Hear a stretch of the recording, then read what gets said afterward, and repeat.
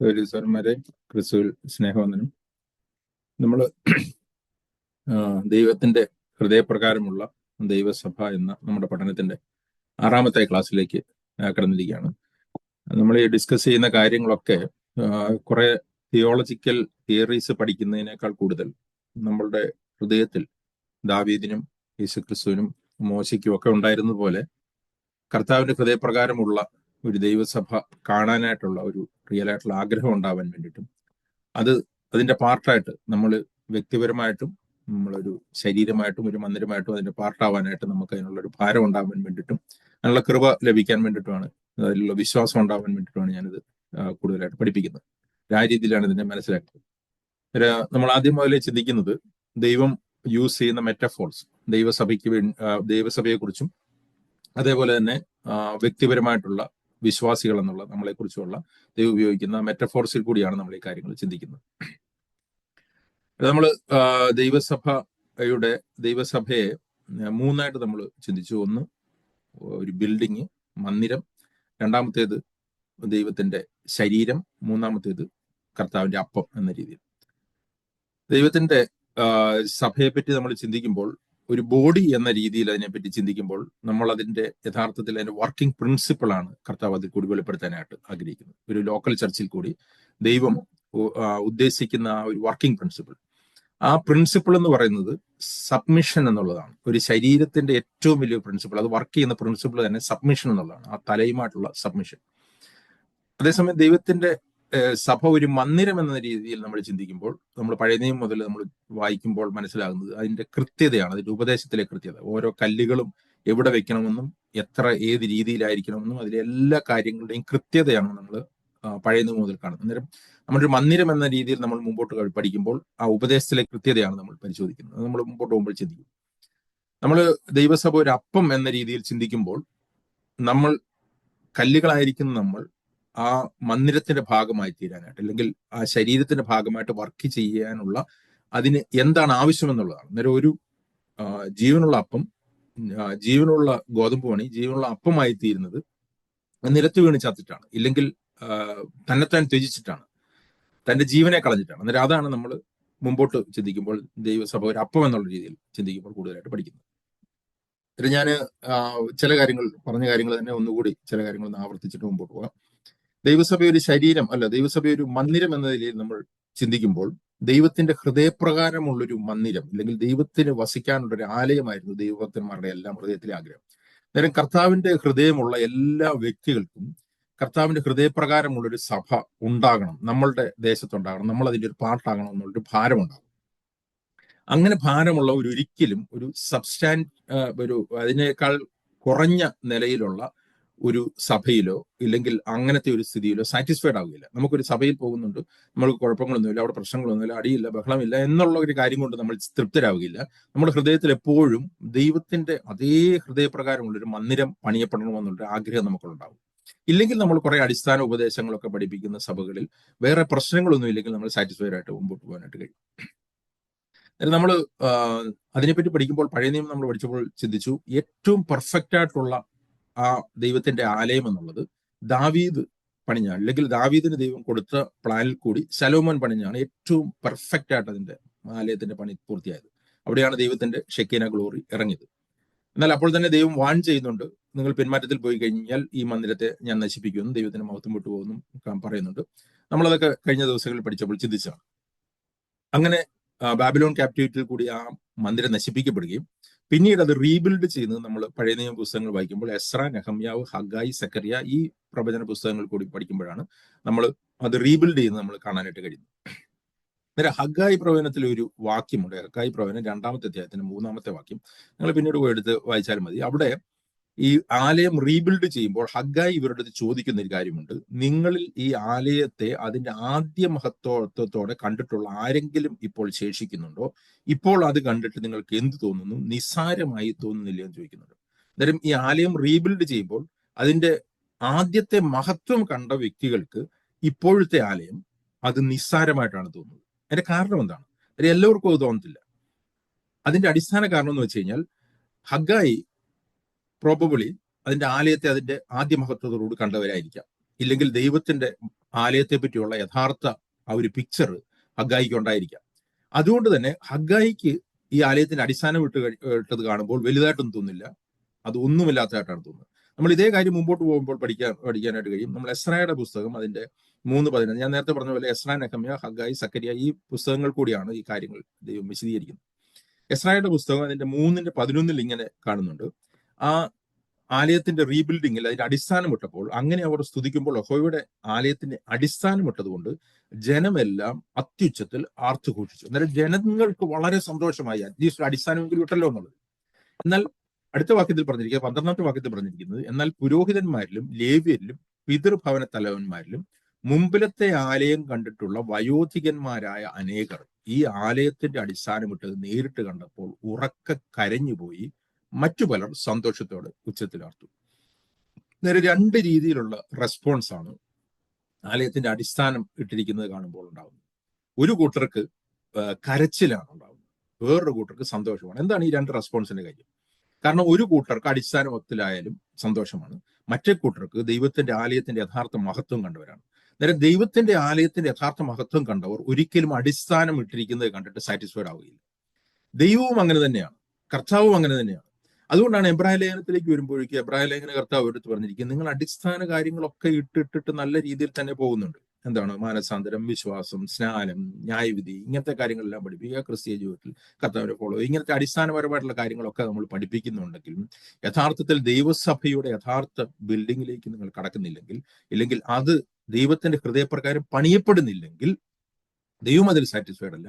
യഥാർത്ഥത്തിൽ ദൈവത്തിന്റെ ആലയത്തെ പറ്റിയുള്ള മഹത്വം കണ്ടിട്ടുള്ള വ്യക്തികളും അതിൽ സാറ്റിസ്ഫൈഡ്. അന്നേരം ഞാൻ ഈ ക്ലാസ്സുകൾ കൂടി ദൈവത്തിന്റെ ഹൃദയപ്രകാരം ഒരു സഭ എങ്ങനെ ആയിരിക്കണം, ഐഡിയൽ ആയിട്ടുള്ള എങ്ങനെ ആയിരിക്കണം എന്നുള്ളതാണ് പറയാനായിട്ട് ശ്രമിക്കുന്നത്. അത് വ്യക്തിപരമായിട്ടും ശരീരം എന്നുള്ള സഭയായിട്ടും. നമ്മൾ കർത്താവിന്റെ ഹൃദയത്തിലെ ആഗ്രഹം നമ്മൾ ശരിക്കും സെക്കരിയാ പ്രവചനം 4-ാമത്തെ അധ്യായത്തിന്റെ 10-ാമത്തെ വാക്യത്തിലേക്ക് വരുമ്പോഴേക്കും സെരുബ്ബാബേൽ ആലയം പണിയുന്നത് കാണുമ്പോൾ അവിടെ പറയുന്നു, സെരുബ്ബാബേലിന്റെ അടുത്ത് കർത്താവ് പറയുന്നുണ്ട്, സെരുബ്ബാബേലിന്റെ കയ്യിലെ തൂക്കുകട്ട കണ്ടിട്ട് ഞാൻ സന്തോഷിക്കുന്നു എന്നാണ് പറഞ്ഞിരിക്കുന്നത്. അതിന്റെ അടിസ്ഥാനം ഇട്ടിരിക്കുന്നത് കണ്ടിട്ട് സന്തോഷിക്കുന്നു എന്നല്ല, സെരുബ്ബാബേലിന്റെ കയ്യിലെ തൂക്കുകട്ട കണ്ടിട്ട് ഞാൻ സന്തോഷിക്കുന്നു. എന്നിട്ട് പറയാണ്, കൃപ എന്ന ആർപ്പോടുകൂടി ഇതിന്റെ ആണിക്കല്ല് കയറ്റും, അവസാനത്തെ കല്ല് വരെയും കയറ്റും എന്നാണ് പറഞ്ഞിരിക്കുന്നത്. എന്നാലും ദൈവം എന്താണ് നോക്കുന്നത്? ദൈവം ദൈവസഭയിൽ ഞാൻ നേരത്തെ പറഞ്ഞ രീതി പോലെ അതിന്റെ വർക്കിംഗ് പ്രിൻസിപ്പിൾ നോക്കുന്നുണ്ട്, അതുപോലെ തന്നെ ദൈവസഭയുടെ പണിയുടെ കൃത്യതയും നോക്കുന്നു. അതിനെ കൃത്യമായിട്ടും ദൈവവചനപ്രകാരമായിട്ടും ഒരു ദൈവസഭ പണിയപ്പെടണമെന്നും അതിൽ കോംപ്രമൈസ് പാടില്ലെന്നും ദൈവം ആഗ്രഹിക്കുന്നു. ദൈവത്തിന്റെ ദാസന്മാരും ദൈവത്തിന്റെ ഹൃദയപ്രകാരം ഉള്ള ദൈവസഭ പണിയപ്പെടണമെന്ന് ആഗ്രഹിക്കുന്ന എല്ലാവരുടെയും ഹൃദയത്തിൽ അതുണ്ടാവും. അതുകൊണ്ട് തന്നെയാണ് നമ്മൾ പലപ്പോഴും അങ്ങനെ ഹൃദയപ്രകാരമുള്ള വ്യക്തികൾ പല കാര്യങ്ങൾ കാണുമ്പോൾ അത് തെറ്റാണെന്ന് പറയുന്നതും ചില കാര്യങ്ങളുടെ എതിർക്കുന്നത്. നേരെ ഈ കാര്യങ്ങൾ ഞാനിത് മനസ്സിലാക്കാനായിട്ട് പറഞ്ഞു മാത്രമേ ഉള്ളൂ. ഇതിന്റെ ഞാൻ കഴിഞ്ഞ ആഴ്ചയിലൊക്കെ വളരെ ഡീറ്റെയിൽ ആയിട്ട് ഇത് പറഞ്ഞെങ്കിലും ഒന്നുകൂടി പറഞ്ഞു മാത്രമേ ഉള്ളൂ. അതാണ് കർത്താവിന്റെ സഭയെ ഒരു ആലയം എന്ന രീതിയിൽ കാണുമ്പോൾ ദൈവം അതിന്റെ കൃത്യത നോക്കുന്നുണ്ട്. ദൈവം അവിടെ വർക്ക് ചെയ്യുന്നവരുടെ കയ്യിലെ തൂക്കുകട്ട നോക്കുന്നുണ്ട്. ദൈവം ദൈവവചനപ്രകാരമാണോ കാര്യങ്ങൾ നടക്കുന്നതെന്ന് നോക്കുന്നുണ്ട്. ദൈവത്തിന്റെ പണി ദൈവത്തിന്റെ ശക്തിയിൽ ദൈവത്തിന്റെ വഴിയിലാണ് ചെയ്യേണ്ടത്, അല്ല നമുക്ക് ഇഷ്ടമുള്ള പോലെ അല്ല ചെയ്യേണ്ടത്. ഒരു ഡീവിയേഷനെയും ദൈവം അംഗീകരിക്കുന്നില്ല. ഞാൻ ഈ പറയുന്ന കാര്യം എന്ന് പറഞ്ഞാൽ ആലയത്തിന് പണി എന്ന് പറയുമ്പോൾ കെട്ടിടത്തിന്റെ ബിൽഡിങ്ങിലെ പെയിന്റിനെ പറ്റിയോ അവിടെ കസേര ഇടുന്നതിനെ പറ്റിയോ ഒന്നും അല്ല ഞാൻ പറയുമ്പോൾ നിങ്ങൾക്ക് മനസ്സിലാവുന്നുണ്ട്. അങ്ങനത്തെ ആ ഫിസിക്കലായിട്ടുള്ള മന്ദിരമല്ല ഇന്നത്തെ ദൈവത്തിന്റെ ആലയം. ദൈവമക്കൾ കൂടി വരുന്ന ആ കൂട്ടമാണ്. അവിടെ എങ്ങനെയാണ് കാര്യങ്ങൾ ഇംപ്ലിമെന്റ് ചെയ്യേണ്ടത് എന്നുള്ളത് അപ്പോസ്തലന്മാർ പഠിപ്പിച്ചിട്ടുണ്ട്. ദൈവസഭയുടെ ബിൽഡിംഗ് അങ്ങനെ തന്നെയാണ് പോകേണ്ടത്. ഇതാണ് ഞാൻ അതിന്റെ കൃത്യത എന്ന് പറഞ്ഞിരിക്കുന്നത്. എന്നാൽ അതിനേക്കാൾ പ്രാധാന്യമുള്ളതാണ് അതിന്റെ പ്രിൻസിപ്പിൾ, അതിന്റെ വർക്കിംഗ് പ്രിൻസിപ്പിൾ. അതാണ് ഞാൻ പറഞ്ഞത്. ദൈവസഭ ഒരു ശരീരം എന്ന രീതിയിൽ നമ്മൾ പഠിക്കുമ്പോൾ അതിന്റെ വർക്കിംഗ് പ്രിൻസിപ്പിൾ വളരെ പ്രാധാന്യമാണ്. അതിന്റെ കൃത്യതയേക്കാൾ കൂടുതൽ അതിന്റെ വർക്കിംഗ് പ്രിൻസിപ്പിൾ പ്രാധാന്യമാണ്. അതെന്താണ് അതിന്റെ ഒരു ദൈവസഭ എന്ന ശരീരത്തിന്റെ വർക്കിംഗ് പ്രിൻസിപ്പിൾ? അത് കുറച്ച് വിശദമായിട്ട് ഞാൻ സംസാരിക്കാനായിട്ടായിരിക്കുന്നത്. അത് നമുക്ക് മനസ്സിലാവണമെങ്കിൽ ദൈവസഭയെ ദൈവം ആരുടെ മുമ്പിലാണ് ദൈവത്തിന്റെ മഹത്വത്തിനായിട്ട് അല്ലെങ്കിൽ ദൈവത്തിന്റെ ജ്ഞാനം വെളിപ്പെടുത്താനായിട്ട് പ്രദർശിപ്പിക്കുന്നത് എന്നുള്ളത് എഫ് എസ് ലേഖനം ദൈവസഭയെ പറ്റിയുള്ള ഒരു ചാപ്റ്ററാണ്. അല്ലെങ്കിൽ അതൊരു പ്രാദേശിക ദൈവസഭയെ പറ്റിയല്ല, ദൈവത്തിന്റെ ആഗോളപരമായിട്ടുള്ള ശരീരമായിട്ടുള്ള ദൈവസഭയെ പറ്റിയുള്ള ഒരു ചാപ്റ്ററാണ്. അതിൽ പ്രാദേശിക ദൈവസഭയിലെ കാര്യങ്ങൾ വരുന്നുണ്ടെന്ന് മാത്രമേ ഉള്ളൂ. അതേസമയം കൊരിന്ത്യർ ലേഖനവും ഒക്കെ പ്രാദേശികമായിട്ടുള്ള ദൈവസഭയെ പറ്റി ഡയറക്റ്റ്ലി പറയുന്നു. ഞാൻ അതിന്റെ ഡീറ്റെയിലേക്ക് പോകുന്നില്ല. എഫ് എസ് ലേഖനത്തിന്റെ 3-ാമത്തെ അധ്യായത്തിന്റെ 8-ാമത്തെ 9-ാമത്തെ വാക്യത്തിൽ പൗലോസിന് ലഭിച്ച ആ ജ്ഞാനത്തെ പറ്റി പറയുകയാണ്, സകലവും സൃഷ്ടിച്ച, അതിന്റെ 9-ാമത്തെ വാക്യം, സകലവും സൃഷ്ടിച്ച ദൈവത്തിൽ അനാദികാലം മുതൽ മറഞ്ഞു കിടന്ന മർമ്മത്തിന്റെ വ്യവസ്ഥ ഇന്നതെന്ന് എല്ലാവർക്കും പ്രകാശിപ്പാനായി എനിക്ക് കൃപ നൽകിയിരിക്കുന്നു. അങ്ങനെ ഇപ്പോൾ സ്വർഗത്തിൽ വാഴ്ചകൾക്കും അധികാരങ്ങൾക്കും ദൈവത്തിന്റെ ബഹുവിധമായ ജ്ഞാനം അവൻ നമ്മുടെ കർത്താവായ യേശു ക്രിസ്തുവിൽ നിവർത്തിച്ച അനാദി നിർണയപ്രകാരം സഭ മുഖാന്തരം അറിവായിരുന്നു. ഞാൻ പലപ്പോഴും പറഞ്ഞിട്ടുണ്ട്, FS ലേഖനത്തിലെ മലയാളം ട്രാൻസ്ലേഷൻ സാധാരണ ആൾക്കാർക്ക് വായിച്ചാൽ പെട്ടെന്ന് പിടികിട്ടാത്ത രീതിയിലാണ് എഴുതിയിരിക്കുന്നത്. നിങ്ങൾ സിമ്പിൾ ആയിട്ടുള്ള ട്രാൻസ്ലേഷൻ ഒക്കെ വായിച്ചു കഴിഞ്ഞാൽ കുറച്ചുകൂടി മനസ്സിലാവും. എനിവേ, ഞാൻ ചുരുക്കി പറഞ്ഞതെന്ന് പറഞ്ഞു കഴിഞ്ഞാൽ, ഇവിടെ ദൈവത്തിന്റെ അനാദി നിർണയപ്രകാരമുള്ള ദൈവത്തിന്റെ സഭയെ, ദൈവത്തിന്റെ ജ്ഞാനത്തെ വെളിപ്പെടുത്താനായിട്ട് ആഗ്രഹിക്കുന്നത് സ്വർഗത്തിൽ വാഴ്ചകൾക്കും അധികാരങ്ങൾക്കും മുമ്പിലുമാണ്. എന്നിട്ട് ഈ സ്വർഗത്തിലെ വാഴ്ചകളും അധികാരങ്ങളും ആരാണെന്ന് അറിയണമെങ്കിൽ FS 5-ാമത്തെ അധ്യായത്തിലേക്ക് വരുമ്പോഴേക്കും അവിടെ വാഴ്ചകൾക്കും ആറാമത്തെ അധ്യായത്തിലേക്ക് വരുമ്പോൾ പറയുന്നുണ്ട്, അത് വാഴ്ചകളും അധികാരങ്ങളും എന്നുള്ളത് സ്വർഗത്തിലെ ദുഷ്ടാത്മ സേനകളും പിശാചിന്റെ ആൾക്കാരുമാണ്, ഇല്ലെങ്കിൽ പിശാചിന്റെ ദൂതഗണങ്ങളുമാണ്. അന്നേരം ദൈവം എന്തിനാണ് പിശാചിന്റെയും ദൂതഗണത്തിന്റെയും മുമ്പിൽ ദൈവത്തിന്റെ സഭയെ കാണിക്കാനായിട്ട് ആഗ്രഹിക്കുന്നത്? എന്നിട്ട് എന്താണ് ദൈവം സഭയിൽ കൂടി പിശാചിന്റെ മുമ്പിൽ പ്രദർശിപ്പിക്കാനായിട്ട് ആഗ്രഹിക്കുന്നത്? അത് നമുക്ക് മനസ്സിലാവണമെങ്കിൽ ഇതിന്റെ ദൈവസഭയിൽ വർക്ക് ചെയ്യുന്ന പ്രിൻസിപ്പിളിന്റെ ഓപ്പോസിറ്റ് ഒരു പ്രിൻസിപ്പിളാണ് പിശാചിന്റെ രാജ്യത്തിൽ വർക്ക് ചെയ്യുന്നത്. എന്താണ് പിശാചിന്റെ രാജ്യത്തിൽ വർക്ക് ചെയ്യപ്പെടുന്ന, അല്ലെങ്കിൽ പൈശാചിക സ്വഭാവത്തിന്റെ അടിസ്ഥാന നേച്ചർ എന്താണ്? അതെന്താണെന്ന് മനസ്സിലാവുമെങ്കിൽ പിശാജ് ആയിത്തീർന്നതിനെ പറ്റി വിശദീകരിക്കുന്ന ഒരു ചാപ്റ്റർ ഉണ്ട്, യെശയ്യാ പ്രവചനം, അതിന്റെ 14-ാമത്തെ അധ്യായത്തിന്റെ 23 മുതലുള്ള വാക്കുകൾ.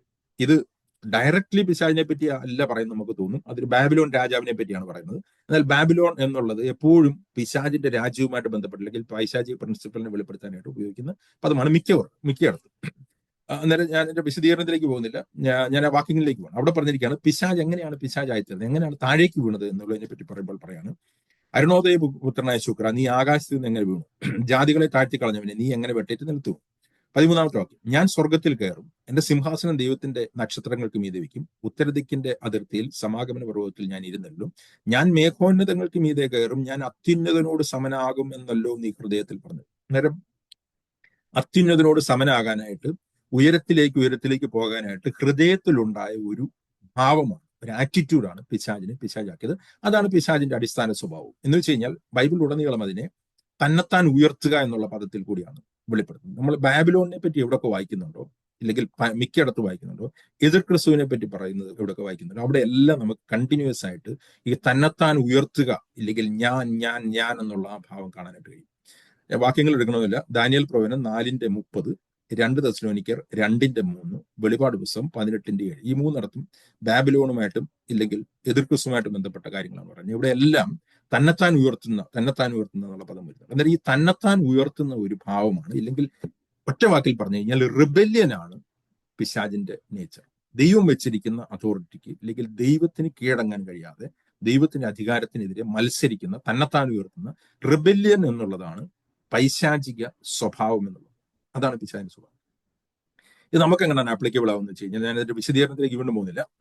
നമുക്കറിയാം, ആദ്യം ഒരു കുടുംബത്തെ ഭൂമിയിൽ സ്ഥാപിച്ചത് തന്നെ യഥാർത്ഥത്തിൽ ദൈവത്തിന് സബ്മിസീവായിട്ട് ഈ ഭൂമിയെ റൂൾ ചെയ്യാനായിട്ടായിരുന്നു. അന്നേരം പിശാചിന്റെ മുമ്പിൽ ദൈവത്തിന് ഒരു കുടുംബത്തെ പിശാചിന്റെ പ്രിൻസിപ്പിൾ ഓപ്പോസിറ്റ് വർക്ക് ചെയ്യുന്ന രീതിയിൽ വർക്ക് ചെയ്യാൻ വേണ്ടിയിട്ട്, അല്ലെങ്കിൽ അങ്ങനെ കാണിക്കാനായിട്ടാണ് നമുക്ക് ദൈവം ആദ്യ കുടുംബത്തെ ഉണ്ടാക്കിയത് നമുക്ക് വേണമെങ്കിൽ ചിന്തിക്കാം. ഈ ഒരു പ്രിൻസിപ്പിളിന്റെ അടിസ്ഥാനത്തിൽ നമുക്ക് വായിച്ചു കഴിഞ്ഞാൽ മനസ്സിലാവും, ദൈവത്തിന് പരിപൂർണമായിട്ടും കീഴടങ്ങാനായിട്ടാണ് ദൈവം അവരുടെ അടുത്ത് ആവശ്യപ്പെട്ടത്. ദൈവം പരിശുദ്ധാത്മാവിന്റെ സഹായത്താൽ അവർ ആത്മാവിൽ വർക്ക് ചെയ്ത് അങ്ങനെ വർക്ക് ചെയ്തുകൊണ്ടിരുന്നു. ഞാൻ എന്റെ വിശദീകരണം കഴിഞ്ഞ ആഴ്ചയിൽ പറഞ്ഞുകൊണ്ട് അതിന്റെ ഡീറ്റെയിലേക്ക് പോകുന്നില്ല. എന്നാൽ പാപം കടന്നു വരുമ്പോൾ പിശാച് എന്താണ് ചെയ്യുന്നത്? പിശാച് ശരിക്കും ആ ഒരു റിബല്യൻ നേച്ചറാണ് ഇവർ പാപം ചെയ്യുന്നതിൽ കൂടി ഇവരിലേക്ക് കടത്തിവിടുന്നത്. കാരണം ആദ്യത്തെ പാപം എന്ന് പറഞ്ഞു കഴിഞ്ഞാൽ കൃത്യമായിട്ട് നമ്മൾ ശ്രദ്ധിച്ചു കഴിഞ്ഞാൽ it was rebellion against God's authority. ദൈവം വെച്ചിരുന്ന അതോറിറ്റിക്കെതിരെ ഹവ്വയാണ് റിബൽ ചെയ്യുന്നത്. പിന്നീട് ആദം ദൈവം എന്നുള്ള അതോറിറ്റിക്കെതിരെ റിബൽ ചെയ്യുന്നത്. ഇതാണ് അടിസ്ഥാനപരമായിട്ട് ആ വീഴ്ചയുടെ അടിസ്ഥാന സ്വഭാവം എന്ന് പറയുന്നത്.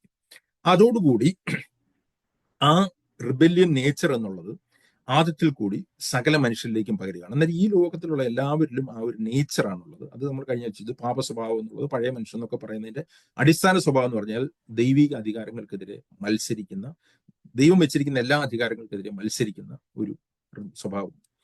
എന്നാൽ ഇതിന്റെ ഓപ്പോസിറ്റ് പ്രിൻസിപ്പിൾ എന്ന് പറഞ്ഞു കഴിഞ്ഞാൽ തന്നെത്താൻ താഴ്ത്തുക എന്നുള്ളതാണ്. ഈ ഒരു പ്രിൻസിപ്പിൾ നമ്മൾ യെശയ്യാ പ്രവചനം 14-ാമത്തെ അധ്യായത്തിന്റെ ഓപ്പോസിറ്റ് ആയിട്ടൊരു ചാപ്റ്റർ പുതിയ നിയമത്തിലുണ്ട്. അത് ഫിലിപ്പ് ലേഖനം 2-ാമത്തെ അധ്യായം. ഫിലിപ്പ് ലേഖനം 2-ാമത്തെ അധ്യായത്തിൽ യേശുക്രിസ്തുവിന്റെ താഴ്മയാണ്. നമ്മൾ പറഞ്ഞ യെശയ്യാ പ്രവചനത്തിൽ പിശാച് അത്യുന്നതനോട് സമനാകാനായിട്ടാണ് ശ്രമിച്ചത്, തന്നെത്താൻ ഉയർത്താനാണ് ശ്രമിച്ചതെങ്കിൽ ഇവിടെ പറഞ്ഞിരിക്കുന്നത് ദൈവത്തോട് സമനായിരുന്ന പുത്രൻ പിതാവിനോട് സമനായിരുന്ന പുത്രൻ തന്നെത്താൻ താഴ്ന്നതാണ്. ഞാനിതും പല പ്രാവശ്യം വിശദീകരിച്ചുകൊണ്ട് വളരെ ഡീറ്റെയിലേക്ക് വിശദീകരിക്കുന്നത്. പക്ഷേ ഇതൊരു ഓപ്പോസിറ്റ് പ്രിൻസിപ്പിൾ നമ്മളിവിടെ കാണുകയാണ്. ഒരു വ്യക്തി ദൈവത്തോട് സമനായിരുന്ന ഒരു വ്യക്തി തന്നെത്താൻ ശൂന്യനാക്കുകയും തന്നെത്താൻ താഴ്ത്തുകയും ചെയ്തു. ആ ഒരു ഭാവം ദൈവസഭയിൽ ഉണ്ടാകണമെന്നുള്ളത് പഠിപ്പിക്കാൻ വേണ്ടിയിട്ടാണ്. അല്ലാതെ ഫിലിപ്പ് ലേഖനത്തിൽ പൗലോസ് ദൈവസഭയിൽ നിങ്ങൾക്ക് ഈ ആറ്റിറ്റ്യൂഡ് ഉണ്ടാകണമെന്ന് പഠിപ്പിക്കാൻ വേണ്ടി പറയുന്ന ഒരു കാര്യമാണ്, അല്ലാതെ ഡയറക്റ്റ്ലി ഒരു ഡോക്ടറും പഠിപ്പിക്കാല്ല. അന്നേരം ഡോക്ടറിന് എപ്പോഴും ഒരു പ്രാക്ടിക്കൽ ആപ്ലിക്കേഷൻ ഉണ്ട്. അന്നേരം അല്ലാതെ ചുമ്മാ ഒരു ഡോക്ടറും പഠിപ്പിക്കാൻ. അന്നേരം അവിടെ പറഞ്ഞിരിക്കുന്നത് രണ്ടാമത്തെ പ്രിൻസിപ്പിൾ പറഞ്ഞിരിക്കുന്നത് യേശു ക്രിസ്തു തന്നെത്താൻ താഴ്ത്തി, തന്നെത്താൻ ഒഴിച്ച് വേഷത്തിൽ മനുഷ്യനായി തന്നെത്താൻ താഴ്ത്തി മരണത്തോളം, ക്രൂശിലെ മരണത്തോളം തന്നെ അനുസരണമുള്ളവരായിരുന്നു. അന്നേരം സബ്മിഷൻ ആൻഡ് ഒബീഡിയൻസ് എന്ന് പറയുന്നത് പാരലായിട്ട് പോകുന്നത്, ഇല്ലെങ്കിൽ ഒരുമിച്ച് പോകുന്നതാണ്. റിബല്യനും ഡിസൊബീഡിയൻസും ഒരുമിച്ച് പോകുന്നതാണ്. അതുകൊണ്ടാണ് റിബല്യൻ ഉണ്ടായതിന്റെ തൊട്ട് പുറകെ ഡിസൊബീഡിയൻസ് ഉണ്ടായത്. ഏതിന്? അതേപോലെ തന്നെ സബ്മിഷനോട് കൂടി അനുസരണം ഉണ്ടാകുന്നു. ഇതാണ് ദൈവത്തിന്റെ സഭയിൽ കാണാനായിട്ട് ആഗ്രഹിക്കുന്ന പ്രിൻസിപ്പിൾ. മാത്രമല്ല ദൈവരാജ്യത്തിലേക്ക് ഒരുവൻ കടക്കണമെങ്കിൽ പോലും ഈ ഒരു പ്രിൻസിപ്പിൾ കൂടി കടക്കാൻ കഴിയത്തുള്ളൂ. ഒരു തന്നെത്താൻ താഴ്ത്തിയ ഒരു വ്യക്തിക്ക് ദൈവരാജ്യത്തിൽ കടക്കാൻ കഴിയത്തുള്ളൂ. തന്നെത്താൻ താഴ്ത്തുന്നവനാണ് ദൈവരാജ്യത്തിലെ ഏറ്റവും വലിയവൻ. ദൈവരാജ്യം എന്ന് പറയുമ്പോൾ എപ്പോഴും സ്വർഗം എന്നുള്ള അർത്ഥത്തിലല്ല, ദൈവസഭയും ദൈവരാജ്യം എന്നുള്ള അർത്ഥത്തിൽ തന്നെയാണ് ബൈബിൾ ഉപയോഗിക്കുന്നത്. അതായത് മർക്കോസിന്റെ സുവിശേഷം 10:15, മത്തായിയുടെ സുവിശേഷം 18:2-3 വാക്യങ്ങളിൽ യേശുക്രിസ്തു പറയുന്നുണ്ട്, ദൈവരാജ്യത്തിലേക്ക് ഒരുവൻ കടക്കുന്ന ഒരു ശിശുവിനെ പോലെ തന്നെത്താൻ താഴ്ത്തിക്കൊണ്ടാണ്. അതുപോലെ ഈ ശിശുവിനെ പോലെ തന്നെത്താൻ താഴ്ത്തുന്നവനാണ് ദൈവരാജ്യത്തിലെ ഏറ്റവും വലിയവൻ എന്ന് പറയുന്നുണ്ട്. ലൂക്കോസിന്റെ സുവിശേഷം 18-ാമത്തെ അധ്യായത്തിന്റെ 14 വരെയുള്ള വാക്യങ്ങളിൽ യേശുക്രിസ്തു ഒരു ഉപമ പറയുന്നുണ്ട്. ആ ഉപമയിൽ നമുക്ക് എല്ലാവർക്കും ഏറ്റവും പരിചയമുള്ളൊരു വാക്കാണ് പരീശന്റെയും ചുങ്കാരന്റെ ഉപമ. അതിൽ ഒരുവൻ എങ്ങനെയാണ് നീതീകരിക്കപ്പെടുന്നത്, ഇല്ലെങ്കിൽ ദൈവത്തിന്റെ സന്നിധിയിലേക്ക് ഒരുവൻ എങ്ങനെയാണ് എൻട്രൻസ് കിട്ടുന്നത്, വിശ്വാസത്താൽ നീതീകരിക്കപ്പെടുന്നതിനെ പറ്റി പറയുമ്പോൾ പറയുന്നത് തന്നെത്താൻ അവിടെ പറഞ്ഞിരിക്കുകയാണ്, അവൻ നീതീകരിക്കപ്പെട്ടവനായി വീട്ടിലേക്ക് പോയി, മറ്റവൻ അങ്ങനെയല്ല, തന്നെത്താൻ ഉയർന്നതെല്ലാം താഴ്ത്തപ്പെടും, തന്നെത്താൻ താഴ്ത്തുന്നതെല്ലാം ഉയർത്തപ്പെടും. ഞാൻ നേരത്തെ പറഞ്ഞു, ഈ ക്രൂശിരത്ത് അനുഗമിക്കുക എന്ന് പറഞ്ഞതുപോലെ തന്നെ റിപ്പീറ്റഡ് ആയിട്ട് പുതിയ നിയമത്തിൽ വരുന്ന ഒരു വാക്കുമാണ് തന്നെത്താൻ താഴ്ത്തുക എന്നുള്ളതും തന്നെത്താൻ ഉയർത്തുക എന്നുള്ളതും. ഈ ഒരു പ്രിൻസിപ്പിൾ കൂടിയാണ് യഥാർത്ഥത്തിൽ ദൈവരാജ്യത്തിലേക്കുള്ള എൻട്രൻസ് എന്നാണ് യേശുക്രിസ്തു മത്തായിയുടെ സുവിശേഷം 18-ാമത്തെ അധ്യായത്തിൽ പറഞ്ഞത്. അന്നേരം എൻട്രൻസും ഒരു പ്രിൻസിപ്പിൾ കൂടിയാണ്. അതുപോലെ തന്നെ ആ ദൈവരാജ്യത്തിൽ ജീവിക്കുന്നത് ഒരേ പ്രിൻസിപ്പിൾ കൂടിയാണ്. അന്നേരം ആ ഒരു പ്രിൻസിപ്പിൾ എന്ന് പറയുന്നത് തന്നെത്താൻ താഴ്ത്തുക എന്നുള്ളതാണ്, ഹ്യൂമിലിറ്റി എന്നുള്ളതാണ്. ഞാൻ എൻ്റെ വിശദീകരണത്തിലേക്ക് വന്നില്ല. ഈ ഹ്യൂമിലിറ്റി എന്ന് പറഞ്ഞു കഴിഞ്ഞാൽ നമ്മൾ പതുക്കെ സംസാരിക്കുക എന്നുള്ളതോ നമ്മുടെ പുറമേ കാണുന്ന കുറെ കാര്യങ്ങളെക്കാൾ ഉപരി ദൈവം വെച്ചിരിക്കുന്ന അധികാരങ്ങൾക്കും ദൈവത്തിനും ദൈവിക അധികാരം ആയിരിക്കണം അത് സബ്മിറ്റ് ചെയ്യുക എന്നുള്ളതാണ്. അത് പെർഫെക്റ്റ് ആവണമെന്നില്ല, അതിന് സബ്മിറ്റ് ചെയ്യുക എന്നുള്ളതാണ്. ഇത് ഏറ്റവും പെർഫെക്റ്റ് ആയിട്ട് ഒരു സബ്മിഷൻ എവിടെയാണ് നമ്മൾ കാണുന്നത്? ലോകത്തിൽ ഒരു സബ്മിഷന് ഉള്ള ഏറ്റവും പെർഫെക്റ്റ് എക്സാമ്പിൾ ഒരു ശരീരത്തിലാണ് കാണുന്നത്, ഹ്യൂമൻ ബോഡിയിലാണ് ദൈവം ഈ ഭൂമിയിൽ വെച്ചിരിക്കുന്ന ഏറ്റവും പെർഫെക്റ്റ് സബ്മിഷൻ. ഞാൻ ഈ പെർഫെക്റ്റ് സബ്മിഷൻ എന്ന് പറയുന്നതിന്റെ ഉദ്ദേശം എന്താണ്? ബാക്കി എല്ലാ സബ്മിഷനും പെർഫെക്റ്റ് ആവണമെന്നില്ല. നമ്മുടെ ഉള്ളിൽ ഒരു റിബല്യൻ നേച്ചറോട് കൂടി തന്നെ നമുക്ക് പലയിടത്തും സബ്മിറ്റ് ചെയ്യാനായിട്ട്, അല്ലേ? ഭാര്യ ഭർത്താവിന് കീഴടങ്ങണമെന്ന് ദൈവത്തിൽ പറയുന്നു. എന്നാൽ ഭാര്യയ്ക്ക് ഭർത്താവിന് കീഴടങ്ങാം, ഉള്ളിലൊരു റിബല്യൻ നേച്ചറോട് കൂടി കീഴടങ്ങാം, നമ്മൾ അനുസരിക്കാം. എന്താ പറയുക, ദാസന്മാര് യജമാന്മാർക്ക് കീഴടങ്ങണമെന്ന് ദൈവത്തിൽ പറയുന്നു. പക്ഷെ അതും നമുക്കൊരു ദാസന് ഉള്ളിലുള്ള ഒരു റിബല്യൻ നേച്ചറോട് കൂടി യജമാനെ കീഴടങ്ങാം. ഞാനിങ്ങനെ കേട്ടിട്ടുണ്ട്, ഒരു പിതാവ് പുത്രന്റെ അടുത്ത്, ഒരു മകൻ കൊച്ചു ചെറുക്കൻ്റെ അടുത്ത് അവരുടെ ഒരു കാര്യം ഇരിക്കാൻ അവനെന്തോ ചെയ്തപ്പോൾ അവനടുത്ത് അവനെ ഒബീഡിയൻസ് പഠിക്കാനായിട്ട് ഇരിക്കാൻ പറഞ്ഞു. പല പ്രാവശ്യം പറഞ്ഞിട്ട് അവൻ ഇരുന്നില്ല. അന്നേരം അവസാനം ഇദ്ദേഹം ഒരു വടി എടുത്തിട്ട് പറഞ്ഞു, ഇരിക്കല അവിടെ. അന്നേരം അവനവിടെ ഇരുന്നിട്ട് അവൻ മനസ്സിൽ പറഞ്ഞു, ഞാൻ ഇരിക്കുന്നുണ്ടെങ്കിലും എൻ്റെ മനസ്സിൽ ഞാൻ ഇപ്പോഴും നിൽക്കുകയാണെന്ന്. അന്നേരം എപ്പോഴും ഒബീഡിയൻസ് റിബല്യനോട് കൂടി നമുക്ക് ഒബേ ചെയ്യാൻ കഴിയത്തില്ല എന്ന് ഞാൻ പറയുന്നില്ല. എന്നാൽ പെർഫെക്റ്റ് അല്ല, സബ്മിഷൻ പെർഫെക്റ്റ് അല്ല. എന്നാൽ ശരീരത്തിൽ എങ്ങനെയാണ്? ശരീരത്തിൽ റിബൽ ചെയ്തുകൊണ്ട് ശരീരത്തിന് തലയെടുത്ത് ഒബേ ചെയ്യാനായിട്ട് കഴിയത്തില്ല. ശരീരം റിബൽ ചെയ്തുകൊണ്ടേ അല്ല ഒബേ ചെയ്യുന്നത്. അങ്ങനെയാകുമ്പോൾ അതൊരു വേറെ അസുഖമായി തീരും. ശരീരത്തിലെ ഒബീഡിയൻസ് എന്ന് പറഞ്ഞു കഴിഞ്ഞാൽ ഇറ്റ് ഈസ് പെർഫെക്റ്റ്. അതൊരു എഴുതപ്പെട്ട കൽപ്പനകളൊന്നും വേണ്ട, ന്യായപ്രമാണം വേണ്ട. ന്യായപ്രമാണം ഞാൻ പറഞ്ഞില്ല, ന്യായപ്രമാണം വന്നത് പാപം വന്നതിന് ശേഷമാണ്. അത് ഒരു ശരീരം എന്നുള്ളത് ഒരു പെർഫെക്റ്റ് സബ്മിഷനിൽ അവൈലബിൾ ആയിട്ടിരിക്കുകയാണ്. എപ്പോൾ ദൈവത്തിന്റെ സിഗ്നലിലേക്ക് തലയിൽ നിന്നുള്ള സിഗ്നൽ വരുന്നു അപ്പോൾ റെസ്പോണ്ട് ചെയ്യാനായിട്ട്. ഇതാണ് യേശുക്രിസ്തുവിൽ ദൈവം കാണിച്ചു തന്നത്. യേശുക്രിസ്തു പിതാവായ ദൈവത്തിന് സബ്മിറ്റ് ചെയ്ത് ഈ ഭൂമിയിൽ വന്നപ്പോൾ പിതാവിനെ തലയാക്കി വെച്ചുകൊണ്ട് പിതാവ് പറയുന്ന അല്ലാതെ എനിക്ക് ഒന്നും ചെയ്യാൻ കഴിയത്തില്ല എന്നുള്ളത് ആ സബ്മിഷനിൽ ഈ ഭൂമിയിൽ എക്സാമ്പിൾ കാണിച്ചു. ഇത് കർത്താവ് ദൈവസഭയിലും അത് പക്ഷെ നമുക്ക് സാധ്യമാവുകയില്ല. ഞാൻ നേരത്തെ പലപ്പോഴും പറഞ്ഞിട്ടുള്ളതുകൊണ്ട് ഞാൻ ഡീറ്റെയിലേക്ക് പോകുന്നില്ല. നമുക്കത് കാണാൻ മാത്രമേ കഴിയത്തുള്ളൂ. നമുക്കത് സാധ്യമാകാൻ കഴിയാഞ്ഞപ്പോൾ യേശുക്രിസ്തു ക്രൂശിൽ മരിച്ചുകൊണ്ട് നമ്മുടെ ആ റിബല്യൻ നേച്ചറിനെ, നമ്മുടെ പാപഹൃദയത്തെ നമ്മൾ എടുത്ത് മാറ്റി കർത്താവിന്റെ ഹൃദയം തന്നു. എന്നിട്ട് നമ്മുടെ അടുത്ത് കർത്താവിന് കീഴടങ്ങാൻ ആവശ്യപ്പെടും. ഇത് നമുക്ക് സാധ്യമാവുന്നു അതുകൊണ്ടാണ് റോമാലേഖനത്തിലെ ഓർഡർ ഞാൻ കഴിഞ്ഞ ആഴ്ചയിൽ പറഞ്ഞത്. ദൈവം പാപത്തിൽ നിന്ന് സ്വതന്ത്രനാക്കി പാപഹൃദയം നമ്മളിൽ നിന്ന് മാറ്റി ഒരു പുതിയ ഹൃദയം തന്നു. എന്നിട്ട് നമ്മളുടെ അടുത്ത് പറയാണ് നമ്മൾ സബ്മിറ്റ് ചെയ്യാനായിട്ട്. ഇത് സാധ്യമാണ്. ഞാൻ വീണ്ടും പറയാണ്, പുതിയ നിയമത്തിലെ ഒരു ഉപദേശവും കർത്താവിന്റെ യഥാർത്ഥ പ്രിൻസിപ്പിൾ പഠിപ്പിക്കാതെ സാധ്യമാവുന്ന കാര്യമല്ല. അതിൽ നമ്മൾക്ക് ഒരിക്കലും അസാധ്യമായിട്ടുള്ള കാര്യമാണ്. ദൈവവചനത്തിലെ അനുസരണം എന്നുള്ള കാര്യങ്ങൾ നമ്മൾ തുടർച്ചയായിട്ട് പഠിപ്പിക്കുകയും ദൈവം നമ്മളുടെ ഹൃദയത്തിൽ പാപഹൃദയം എടുത്തു മാറ്റി, നമ്മളുടെ റിബെല്യൻ നേച്ചർ എടുത്ത് മാറ്റി എന്നുള്ളത് പഠിപ്പിക്കാതിരിക്കുകയും ചെയ്തു കഴിഞ്ഞാൽ നമ്മൾ മിസറബിൾ ആയിട്ടുള്ള കുറെ ക്രിസ്ത്യൻസിനെയാണ് ഉണ്ടാക്കുന്നത്. പലപ്പോഴും ഞാൻ പറയാം, ഏറ്റവും കൂടുതൽ ആൾക്കാരെ മിസറബിൾ ആക്കണമെങ്കിൽ, അരിഷ്ടരാക്കണമെങ്കിൽ, ഈ റോമൻ 7 ക്രിസ്ത്യനെ പോലെ ഒരുവിനെ ആക്കണമെങ്കിൽ, പലപ്പോഴും റോമാലേഖനം 7-ാമത്തെ അധ്യായത്തിലെ അവസ്ഥ എന്ന് പറഞ്ഞു കഴിഞ്ഞാൽ പല ക്രിസ്ത്യാനികളും ഐഡന്റിഫൈ ചെയ്യുന്ന ഒരു അവസ്ഥയാണ്. അവരുടെ അവസ്ഥയാണ്, അയ്യോ ഞാൻ അരിഷ്ട മനുഷ്യൻ, എനിക്ക് പാപത്തിന്റെ അടിമയാണ് എന്നുള്ള രീതിയിൽ അരിഷ്ടരാക്കണമെങ്കിൽ എന്ത് ചെയ്യണമെന്ന് ഞാൻ പറയുന്നത് ഇതിന്റെ റൈറ്റ് സെൻസിലാണ്. നിങ്ങൾ വിശ്വാസികളെ അരിഷ്ടരാക്കണമെങ്കിൽ നിങ്ങൾ അവർ പാപത്തിൽ നിന്ന് സ്വതന്ത്രരായി എന്നുള്ളത് പഠിപ്പിക്കാതെ ദൈവത്തിന്റെ സ്റ്റാൻഡേർഡിൽ പഠിപ്പിച്ചാൽ മാത്രമേ. ഞാൻ വീണ്ടും പറയാം, ചുരുക്കി പറഞ്ഞു കഴിഞ്ഞാൽ മത്തായി 5-6-7 ഒരു സഭയിൽ തുടർച്ചയായിട്ട് പഠിപ്പിച്ചാൽ നിങ്ങൾക്ക് ആ സഭയിലുള്ള എല്ലാവരെയും അരിഷ്ട ക്രിസ്ത്യാനികളാക്കാനായിട്ട് കഴിയും, മിസറബിൾ ക്രിസ്ത്യൻസ് ആക്കാനായിട്ട് കഴിയും. അന്നേരം വിശുദ്ധിയുടെ സ്റ്റാൻഡേർഡ് പഠിപ്പിക്കുന്നിടത്തെല്ലാം മിക്കയിടത്തും ആൾക്കാർ ഒന്നുകിൽ കപടഭക്തരോ ഇല്ലെങ്കിൽ അരിഷ്ടരോ ആയിത്തീരുന്നതിന്റെ അടിസ്ഥാന കാരണം ദൈവവചനത്തിലെ ആ സ്വാതന്ത്ര്യത്തിന്റെ സുവിശേഷം പഠിപ്പിക്കാത്തതുകൊണ്ടാണ്. ഞാനിത് പലയിടത്തും എക്സ്പീരിയൻസ് ചെയ്തിട്ടുള്ളത് പറയാം. ഞാനതുകൊണ്ടാണ് കഴിഞ്ഞ ആഴ്ചയിലൊക്കെ പറഞ്ഞത്, ഈ ഫോൾസ് ഗോസ്പൽ പഠിപ്പിക്കുന്ന സഭകളിൽ ആൾക്കാർ സന്തോഷമായിട്ടിരിക്കുകയാണ്. കാരണം അവർക്ക് ദൈവത്തിന്റെ സ്റ്റാൻഡേർഡിനെ പറ്റി അവർ അറിയുന്നേ ഇല്ല. അവർ പ്രോസ്പെരിറ്റി ഗോസ്പലും ദൈവം തന്നെ വാലല്ല തലയാക്കുമെന്നും ദൈവം തന്നെ വിടുവിക്കുന്നു ഇങ്ങനത്തെ കാര്യങ്ങൾ മാത്രമേ കേൾക്കുന്നുള്ളൂ. അവർക്ക് എങ്ങനെ വേണമെങ്കിലും ജീവിക്കാം. ഫോൾസ് ഗ്രേസ് പഠിപ്പിക്കുന്നിടത്ത് അത് ആൾക്കാർക്ക് സന്തോഷമാണ്. എന്നാൽ ഫോൾസ് ഗ്രേസ് പഠിപ്പിക്കാതെ ദൈവത്തിന്റെ കൽപ്പനകൾ ന്യായപ്രമാണം എന്നുള്ള രീതിയിൽ പഠിപ്പിക്കുമ്പോൾ ഇവരുടെ സന്തോഷം പോകും, ഇവർ അരിഷ്ടരായി തീരും.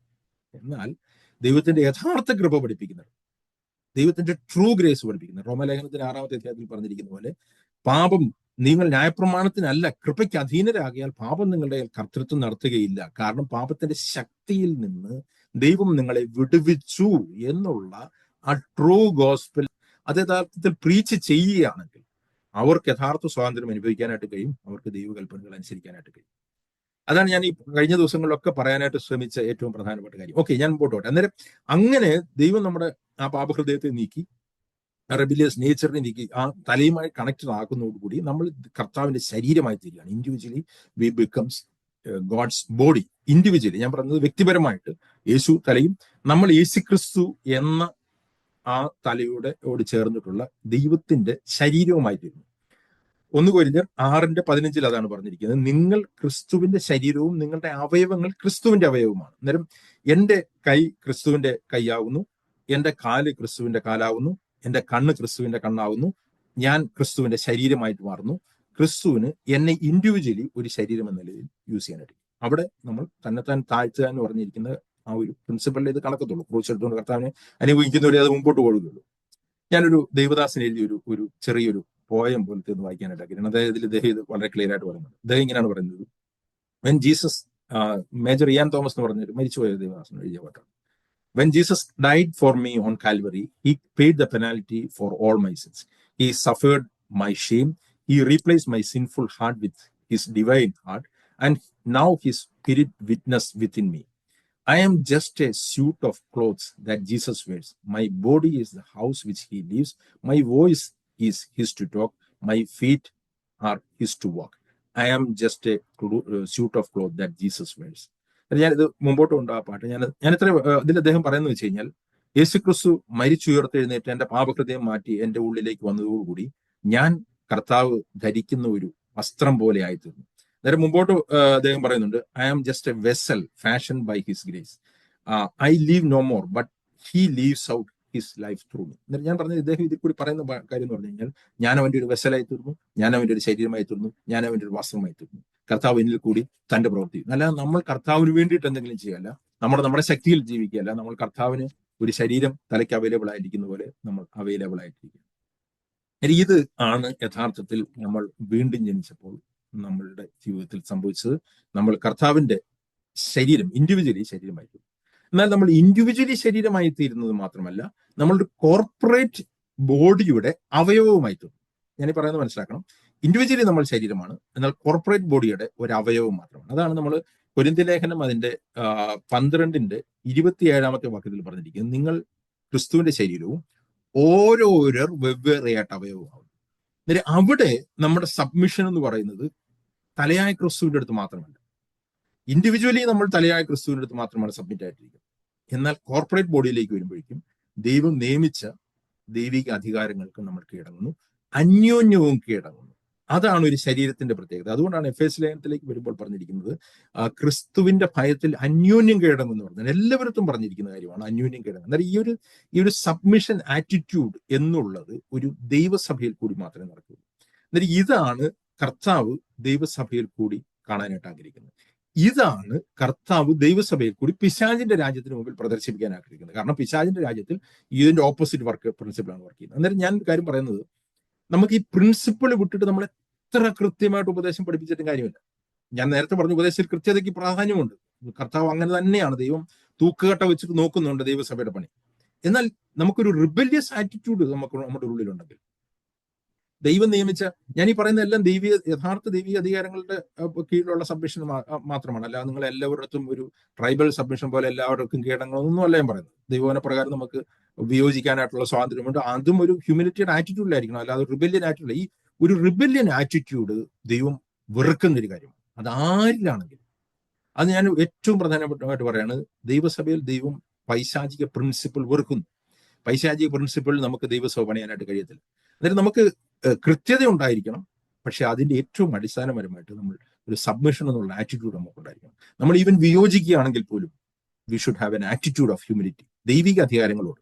ഞാൻ പറഞ്ഞ അല്ലാത്ത കാര്യങ്ങളെ പോലെ ഞാൻ വിശദീകരണത്തിലേക്ക് പോകാനായിട്ട് സമയമില്ല, കാരണം ഒരുപാട് ഡീറ്റെയിൽ ആയിട്ട് പോകാനായിട്ട് ഞാൻ ആഗ്രഹിക്കാത്തതുകൊണ്ടാണ് ഞാൻ. എന്നാൽ ഇങ്ങനെ ഈ ഒരു കാര്യം, ഈ ഡിവൈൻ പ്രിൻസിപ്പിൾ ദൈവസഭയിൽ കാണാനായിട്ട് ആഗ്രഹിക്കുന്നു. അങ്ങനെയാണ് നമുക്ക് പിശാചിനടുത്ത് ഫൈറ്റ് ചെയ്യാൻ തന്നെ കഴിയുന്നത്. എഫേസ്യ ലേഖനം അതിന്റെ അവസാനത്തിലേക്ക് വരുമ്പോഴാണ് ഈ സബ്മിഷന്റെ കാര്യം പറഞ്ഞതിന് ശേഷമാണ് പിശാചിനോടുള്ള ഫൈറ്റ് പറയുന്നത്. ഓക്കെ, ഞാൻ അന്നേരം ഈ കാര്യങ്ങൾ ഞാൻ വിശദീകരിച്ചു മാത്രമേ ഉള്ളൂ. അന്നേരം ഈ ഒരു പ്രിൻസിപ്പിളിൽ, ഈ ഒരു അടിസ്ഥാനത്തിൽ ആദിമ ദൈവസഭ പണിയപ്പെട്ടു.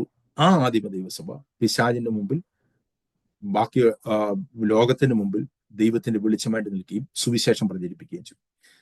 ഞാൻ ഇനി മുതൽ മുമ്പോട്ട് ആദിമ ദൈവസഭയുടെ ഡിസ്റ്റിങ്റ്റീവ് ആയിട്ടുള്ള മാർക്കുകൾ എങ്ങനെയാണ്, എന്തായിരുന്നു ആദിമ ദൈവസഭയുടെ ഡിസ്റ്റിങ്റ്റീവ്, എല്ലാമല്ല ചില കാര്യം, ഒരു 5 പോയിന്റ് ഞാനിവിടെ 5 കാര്യങ്ങൾ പറയാനായിട്ട് ആഗ്രഹിക്കാം. ഞാനിത് പറയുന്ന കാര്യം എന്ന് പറഞ്ഞാൽ, ഇത് കാണുമ്പോൾ ഒന്ന് ഞാൻ നേരത്തെ പറഞ്ഞ ദൈവസഭയെ പറ്റി ഒരു പിക്ചർ ഇട്ട്, ഇതിന്റെ പല കാര്യങ്ങൾ ഞാൻ മുമ്പോട്ട് പോകുമ്പോൾ കൂടുതലായിട്ട് വിശദീകരിക്കും. പക്ഷേ ഇന്ന് ഞാൻ അതിന്റെ വളരെ ഓവർവ്യൂ പോലെ ഞാൻ ചില കാര്യങ്ങൾ പറയാനായിട്ട് ആഗ്രഹിക്കുകയാണ്.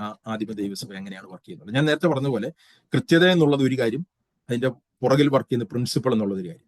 ഞാൻ നേരത്തെ പറഞ്ഞ പോലെ ഈ ഒരു കാര്യം ദൈവസഭയിൽ ഈ അന്യോന്യമുള്ള കീഴ്പ്പെടലും തലയോടുള്ള കീഴ്പ്പെടലും നടക്കണമെങ്കിൽ നമ്മൾ ക്രൂശ് എടുത്തുകൊണ്ട് കർത്താവിനെ അനുഗമിച്ച് വെക്കുള്ളൂ. അതാണ് യോഹന്നാന്റെ സുവിശേഷം 12-ാമത്തെ അധ്യായത്തിലേക്ക് വരുമ്പോൾ യേശു ക്രിസ്തു പറഞ്ഞിരിക്കുന്നത്, തന്റെ ജീവനെ കളയുന്നവൻ അതിനെ കണ്ടു. അന്നേരം നമ്മുടെ സ്വയജീവൻ കളഞ്ഞുകൊണ്ട് മാത്രമേ ഇത് നമുക്ക് മുമ്പോട്ടത് പ്രാക്ടിക്കലി ചെയ്യാനായിട്ട് കഴിയൂ. ഞാനത് മുമ്പോട്ട് പോകുമ്പോൾ വിശദീകരിക്കാം. അന്നേരം ദൈവസഭയുടെ ഏറ്റവും ആദ്യത്തെ ഒരു പ്രത്യേകത നമ്മൾ കാണുന്നത്, ന്യൂ കവനന്റ് ചർച്ച് ആദിമ സഭയിൽ അവരെല്ലാവരും ഇന്ന് കാണുന്നത് പോലെ ഏതെങ്കിലും വലിയ ബിൽഡിങ്ങുകളിലോ സഭാ ഹോളുകളിലോ അല്ല കൂടി വന്നിരുന്നത്. അവർ വീടുകളിലാണ് കൂടി വന്നിരുന്നത്. ഞാനീ പറയുമ്പോൾ നിങ്ങൾ ശ്രദ്ധിക്കണം, നിങ്ങൾ വീടുകൾ കൂടി വരണമെന്നുള്ള കൽപ്പനയൊന്നും ബൈബിളില്ല. അതുകൊണ്ട് ഞാനത് കൽപ്പനയായിട്ട് പറഞ്ഞിരിക്കുക. അതിന്റെ പ്രിൻസിപ്പിൾ എങ്ങനെയാണ് അവർ ചെയ്തതെന്ന് പറഞ്ഞിരിക്കുക. അതിന്റെ അത് എന്തുകൊണ്ടാണ് എന്നുള്ളത് പറഞ്ഞിരിക്കണം. അത് എന്തുകൊണ്ടാണെന്ന് മനസ്സിലാക്കി കഴിഞ്ഞാൽ നമുക്ക് അത് എവിടെ കൂടി വന്നു കഴിഞ്ഞാൽ അത് പ്രാക്ടിക്കലി നമുക്ക് ഫോളോ ചെയ്യാനായിട്ട് കഴിയും. ആദ്യമേ അവർ സിനഗോഗുകളിലാണ് കൂടി വന്നിരുന്നത്. എന്നാൽ മുമ്പോട്ട് പോയപ്പോൾ അവർക്ക് സിനഗോഗുകൾ കൂടി വരാനായിട്ട് കഴിഞ്ഞില്ല. അങ്ങനെ അവർ പിന്നീട് വീടുകളിൽ കൂടി വരാനായിട്ട് തുടങ്ങി. അന്നേരം അവർ വീടുകളിൽ കൂടി വരികയും അവിടെ ദൈവവചന പ്രകാരം അവർ ദൈവവചനം പ്രസംഗിക്കുകയും അപ്പം നിർത്തുകയൊക്കെ ചെയ്തു. നമുക്ക് ആ വാക്യങ്ങൾ വേണമെങ്കിൽ വായിക്കാം. റോമാലേഖനം 16:5, 1 കൊരിന്ത്യർ 16:19, കൊലോസ്യ ലേഖനം 4:15, ഫിലിപ്പ് ലേഖനം 1:2. ഈ വാക്യങ്ങളിലെല്ലാം പൗലോസ് ഈ ലേഖനങ്ങൾ കൂടി സഭകളെ അഡ്രസ് ചെയ്യാണ്. അന്നേരം സഭകൾക്ക് വന്ദനം ചെയ്യണം. അന്നേരം അവിടെ എല്ലാം സഭകളെ വന്ദനം ചെയ്യുമ്പോൾ ഒരു കാര്യം നമ്മൾ ഈ വാക്യങ്ങളെല്ലാം ശ്രദ്ധിച്ചാൽ മനസ്സിലാവും. ഓരോരുത്തരുടെ പേര് പറഞ്ഞിട്ട് അവരുടെ വീട്ടിലെ സഭയ്ക്ക് വന്ദനം ചെയ്യും, വീട്ടിലെ സഭയ്ക്ക് വന്ദനം ചെയ്യുന്നത്. അന്നേരം അവിടെ വളരെ ക്ലിയർ ആണ്. അന്നത്തെ കാലത്ത് ചിലപ്പോൾ വീടുകൾ വലിയ വീടുകളായിരിക്കാം, വീടുകൾ ഓപ്പൺ ആയിട്ട് അവർ കൊടുക്കുന്നുണ്ടായിരുന്നു വിശ്വാസികൾ. അങ്ങനെയായിരുന്നു അവർ ആ ഒരു ഹോസ്പിറ്റാലിറ്റി അവർ പ്രാക്ടീസ് ചെയ്തിരുന്നു. അങ്ങനെ ആ വീടുകളിലായിരുന്നു അവർ കൂടിയിരുന്നത്. അപ്പോസ്തല പ്രവൃത്തി 2:46, 5:42, 20:20 ഒക്കെ ഈ കാര്യം നമ്മൾ കാണാനായിട്ട് കഴിയും. എന്നിട്ട് എന്താണ് ഇതിന്റെ അടിസ്ഥാനപരമായിട്ടുള്ള പ്രിൻസിപ്പിൾ? ആ പ്രിൻസിപ്പിൾ എന്ന് പറഞ്ഞു കഴിഞ്ഞാൽ ദൈവസഭ ഒരു ഭവനമായിരിക്കണം, ഇല്ലെങ്കിൽ ഒരു ഭവനത്തിന്റെ ഒരു സ്വഭാവം ദൈവസഭയ്ക്ക് ഉണ്ടാകണം എന്ന് ദൈവം ആഗ്രഹിക്കുന്നു. ഇല്ലെങ്കിൽ ദൈവസഭ എന്ന് പറഞ്ഞിരിക്കുന്നത് ഒരു വലിയ ഫാമിലിയാണ്. എങ്കിൽ ഞാൻ നേരത്തെ പറഞ്ഞ ഒരു കുടുംബത്തിന്റെ എക്സ്റ്റൻഷനാണ് വലിയ ദൈവസഭ. രണ്ടുപേരൊന്നായ ആ ഒരു ശരീരത്തിന്റെ ഏറ്റവും ചെറിയ യൂണിറ്റ് കുടുംബത്തിലാണ്. അത് എക്സ്റ്റെൻഡ് ചെയ്യുന്നതാണ് ദൈവസഭ എന്ന ശരീരം. അതുപോലെ തന്നെ ഒരു കുടുംബത്തിന്റെ വലിയൊരു എക്സ്റ്റൻഷനായിട്ട് ദൈവസഭ മാറും.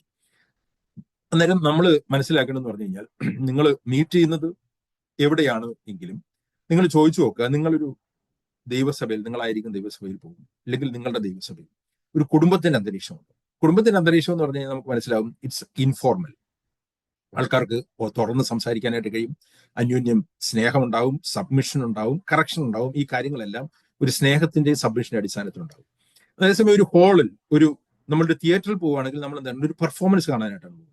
പലപ്പോഴും പല ദൈവസഭകളും ഒരു പെർഫോമൻസ് സെന്ററാണ്. പെർഫോമൻസ് സെന്റർ എന്ന് പറഞ്ഞു കഴിഞ്ഞാൽ ഒരു പെർഫോമറുണ്ട്. ആദ്യത്തെ പാട്ട് പാടുന്ന പെർഫോമേഴ്സ്, പിന്നെ പ്രസംഗിക്കുന്ന പെർഫോമേഴ്സ്, ഇല്ലെങ്കിൽ അത് കഴിഞ്ഞിട്ട് വേറെന്തെങ്കിലും ആരാധനയുടെ പെർഫോമിങ്. ആൾക്കാരെന്ന് പറഞ്ഞു കഴിഞ്ഞാൽ കുറെ കാഴ്ചക്കാർ. ഒരു തിയേറ്ററിൽ അതാണ്, തിയേറ്ററിൽ പെർഫോമേഴ്സും കാഴ്ചക്കാരും മാത്രമാണ്.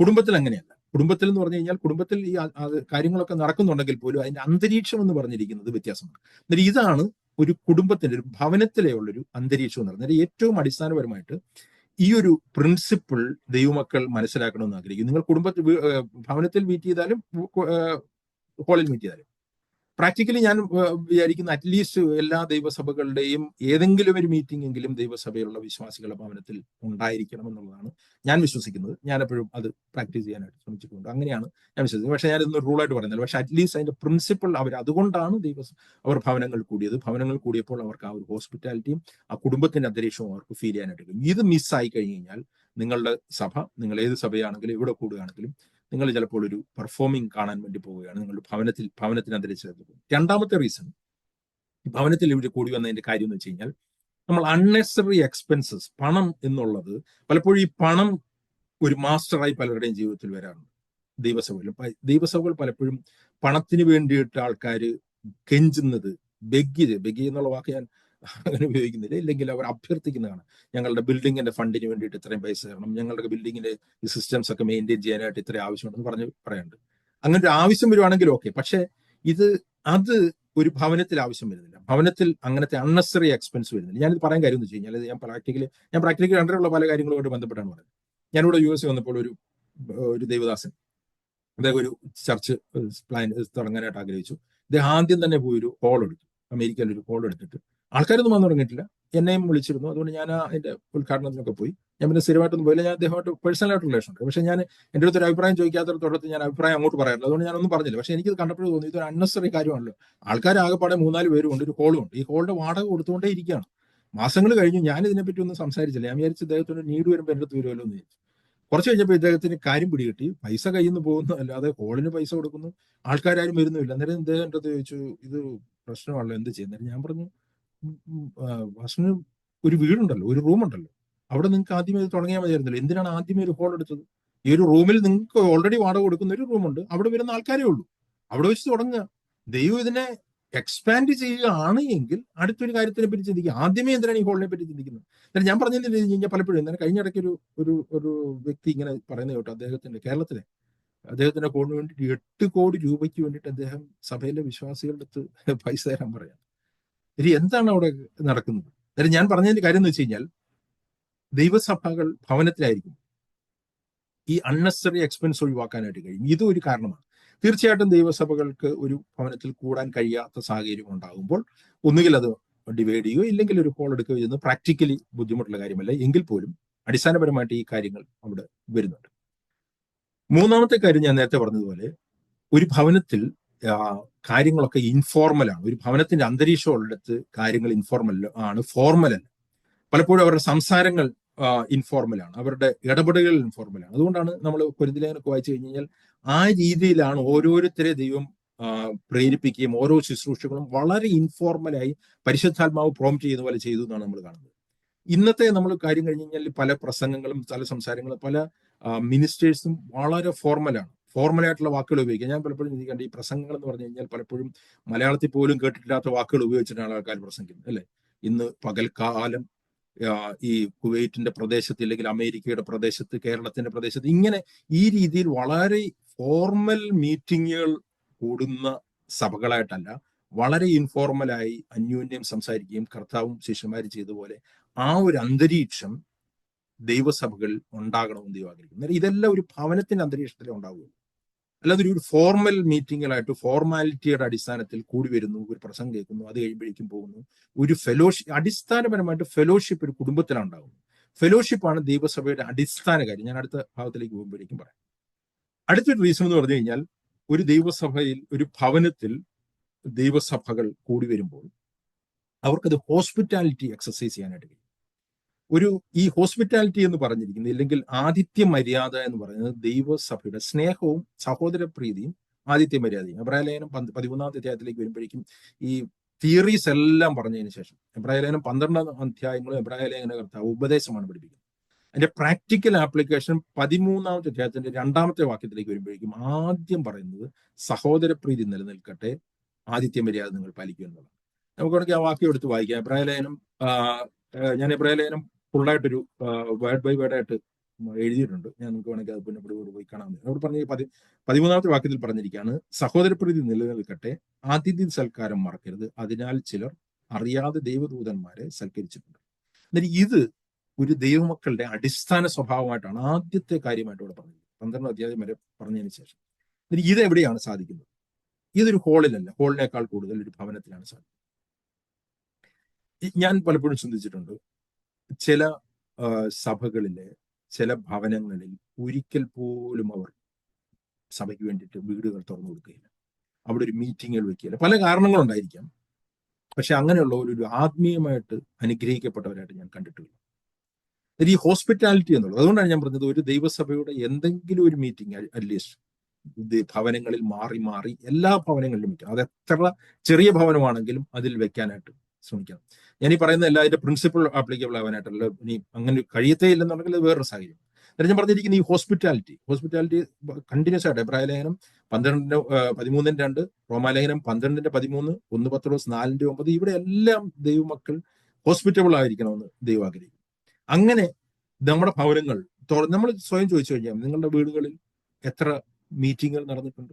നിങ്ങളുടെ ഭവനം തുറന്നു കൊടുത്തിട്ടുണ്ട്? നിങ്ങൾക്ക് ഇൻകൺവീനിയൻസ് ഉണ്ടായിരിക്കാം, നിങ്ങൾക്ക് പല ബുദ്ധിമുട്ടും ഉണ്ടായിരിക്കും. നിങ്ങൾക്ക് വേണമെങ്കിൽ വളരെ ഒറ്റപ്പെട്ട ക്രിസ്ത്യാനിയായിട്ട് വിശുദ്ധ ജീവിതം നയിച്ചുകൊണ്ട് കർത്താവിനെ സേവിക്കുന്നു എന്നൊക്കെ പറഞ്ഞേക്കാം. പക്ഷെ പ്രാക്ടിക്കലി ഇതിൽ കൂടിയാണ് വെളിപ്പെടുത്തുന്നത് നിങ്ങൾ യഥാർത്ഥത്തിൽ കർത്താവിന്റെ ശരീരമായിട്ട് പണിയപ്പെടുന്നുണ്ട്.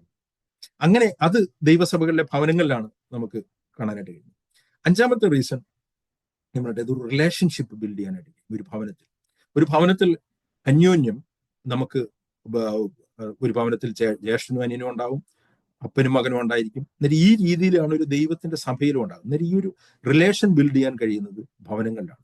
എന്നിട്ട് ആ ഒരു രീതിയിൽ ഇങ്ങനത്തെ പല പല കാരണങ്ങൾ കൊണ്ടാണ്, ഇല്ലെങ്കിൽ അതേപോലെ തന്നെ അന്നത്തെ സൗകര്യങ്ങൾ കൊണ്ടും അന്നത്തെ കൺവീനിയൻസ് കൊണ്ടും എല്ലാം ആദിമസഭ ഭവനങ്ങളിലായിരുന്നു കൂടി വന്നത്. ഞാൻ വീണ്ടും പറയുന്നത്, ഇന്ന് ഭവനങ്ങൾ കൂടി വരണമെന്നുള്ളൊരു ഒരു നിയമം ഞാൻ പറയുകയല്ല, പക്ഷെ അതിന്റെ പ്രിൻസിപ്പിൾ ഇന്ന് നമ്മൾ മിസ്സാകരുത്. നമ്മൾ എവിടെ കൂടി വന്നു കഴിഞ്ഞാലും ഈ പ്രിൻസിപ്പിൾ മിസ്സായിട്ട് ഒരു ഭവനം എന്നുള്ള അന്തരീക്ഷം മാറി ഒരു പെർഫോമൻസ് തിയേറ്റർ പോലെ നമ്മുടെ സഭകൾ മാറിക്കഴിഞ്ഞു കഴിഞ്ഞാൽ കർത്താവിന്റെ ആദിമ ദൈവസഭയുടെ അടിസ്ഥാന പ്രിൻസിപ്പിൾ തെറ്റിപ്പോയിരിക്കുന്നു. അടിസ്ഥാനം ഇതിനൊരു എക്സെപ്ഷൻ ഉണ്ട്. ഞാൻ പറഞ്ഞില്ല, ഇതൊരു റൂളല്ല. എക്സെപ്ഷൻ ഉള്ളതെന്ന് പറഞ്ഞു കഴിഞ്ഞാൽ, ഒരു പബ്ലിക് മീറ്റിങ്ങുകളൊക്കെ വരുമ്പോൾ, ഇല്ലെങ്കിൽ എന്തെങ്കിലും ഒരു പ്രത്യേകമായിട്ടുള്ള മീറ്റിംഗ് വരുമ്പോൾ അവരും ഹോളുകൾ എടുത്ത് കൂടിയിരുന്നു. നമ്മൾ അപ്പോസ്തല പ്രവൃത്തി 19-9 വാക്യത്തിൽ ഈ തൊർണോസിന്റെ പാഠശാലയിൽ പൗലോസ് സ്ഥിരമായിട്ട് വാടകയ്ക്ക് എടുത്തിട്ട് അവരെ പഠിപ്പിച്ചു എന്ന് നമ്മൾ കാണാനായിട്ട് കഴിയും. അതായത് ആ ഒരു രീതിയിലുള്ള എക്സെപ്ഷൻസും അലൗഡ് ആണ്. പക്ഷെ ഞാൻ പറഞ്ഞല്ലോ, ഈ ഒരു പ്രിൻസിപ്പിളാണ് ഞാൻ പറയാനായിട്ട് ആഗ്രഹിച്ചത്. അന്നേരം അടിസ്ഥാനപരമായിട്ട് നമ്മൾ ചോദിക്കേണ്ടത്, നമ്മുടെ സഭയിൽ ചെല്ലുമ്പോൾ, നമ്മളായിരിക്കുന്ന സഭയിൽ ഈ ഒരു കാര്യം നടക്കുന്നു, നമ്മുടെ ഭവനങ്ങളിൽ ഈ രീതിയിലാണോ ദൈവസഭയുടെ പ്രവർത്തനങ്ങൾ നടക്കുന്നുള്ളത് നമ്മൾ ചിന്തിക്കാം. ഇതൊന്നും ചില പലർക്കും, ഞാൻ നേരത്തെ പറഞ്ഞ ഒരു വിഷയമല്ല. പക്ഷെ ദൈവത്തിന്റെ ഒരു യഥാർത്ഥ വിഷൻ ഒരു വ്യക്തിക്ക് ഉണ്ടെങ്കിൽ ആ വ്യക്തിയുടെ ജീവിതത്തിൽ ദൈവത്തിന്റെ യഥാർത്ഥ ദൈവസഭയുടെ പ്രിൻസിപ്പിൾസ് അപ്ലൈ ചെയ്യാനായിട്ട് ആഗ്രഹവും അതിനു വേണ്ടിയിട്ട് ആ വ്യക്തി പ്രവർത്തിക്കുന്നത്. രണ്ടാമത് ഞാൻ നേരത്തെ പറഞ്ഞതിന്റെ കണ്ടിന്യൂവേഷൻ ആണ് ഫെലോഷിപ്പ്. അന്നേരം ദൈവസഭയുടെ ഏറ്റവും അടിസ്ഥാന സ്വഭാവം എന്ന് പറഞ്ഞിരിക്കുന്നത് കൂട്ടായ്മയാണ്, ബാക്കിയുള്ള കാര്യങ്ങളൊന്നുമല്ല. ഉപദേശങ്ങളിലെ കൃത്യതകളുടെ ഒക്കെ ഏറ്റവും അടിസ്ഥാനം എന്ന് പറഞ്ഞു കഴിഞ്ഞാൽ ഞാൻ നേരത്തെ പറഞ്ഞിരിക്കുന്ന പോലെ ആ ഒരു കൂട്ടായ്മ എന്നുള്ളത്. ഈ കൂട്ടായ്മയ്ക്ക് ഉള്ള ബൈബിളിൽ ഉപയോഗിച്ചിരിക്കുന്ന ഗ്രീക്ക് പദം എന്നുള്ളത് കൊയിനോനിയ എന്നുള്ള പദം.